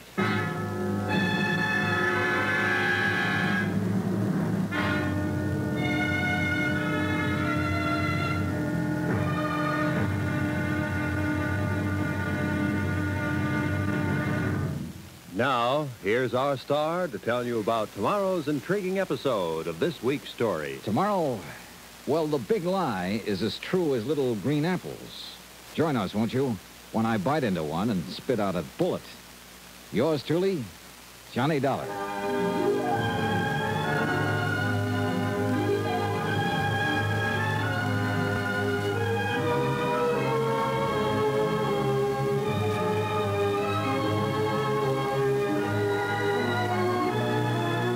Yours truly, Johnny Dollar, starring Bob Bailey, is transcribed in Hollywood. Written by John Dawson, it is produced and directed by Jack Johnstone. Be sure to join us tomorrow night, same time and station, for the next exciting episode of Yours truly, Johnny Dollar. Roy Rowan speaking.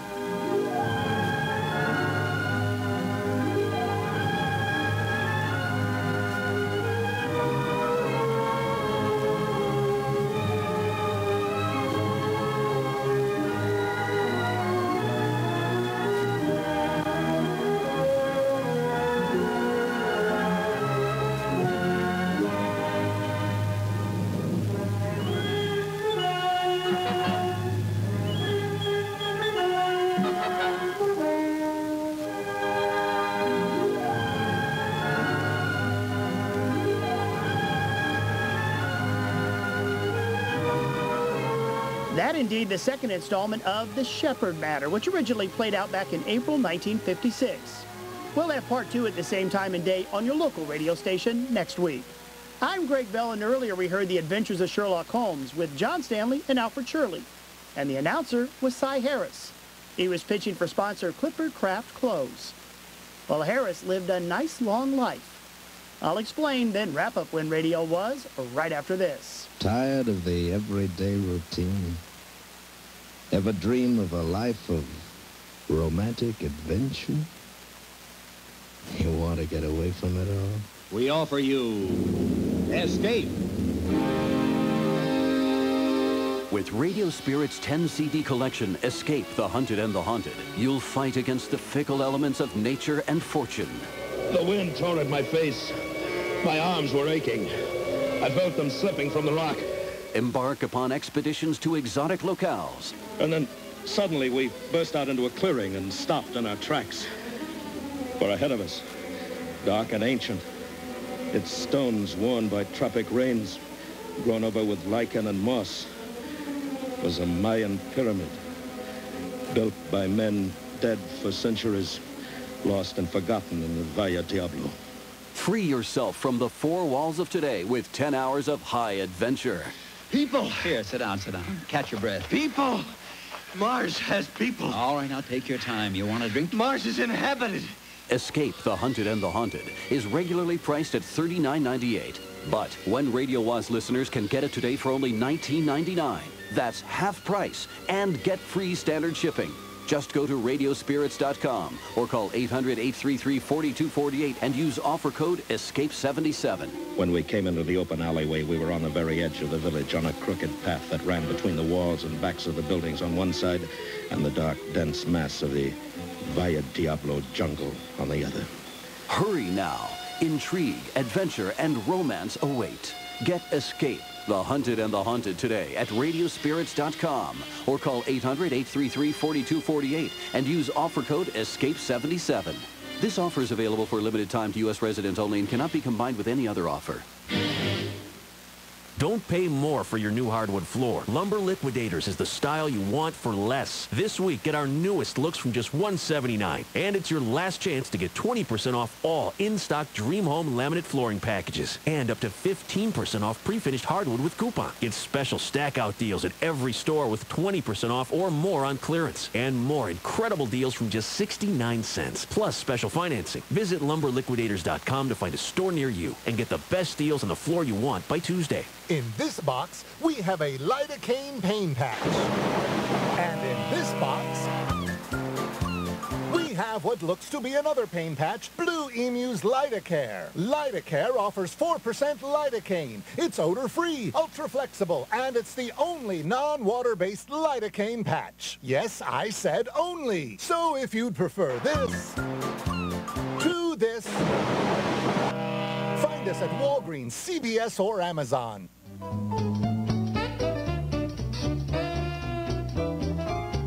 Welcome back to When Radio Was. But before the break, I was talking about radio announcer Cy Harris.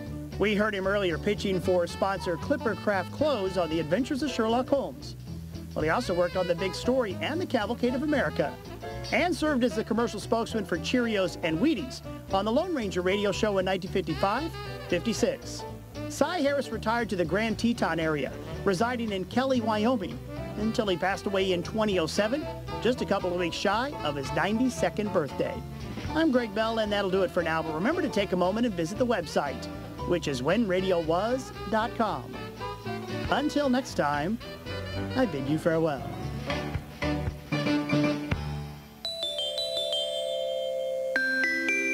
When Radio Was is presented by Radiospirits.com. This is your announcer, Bart Taylor.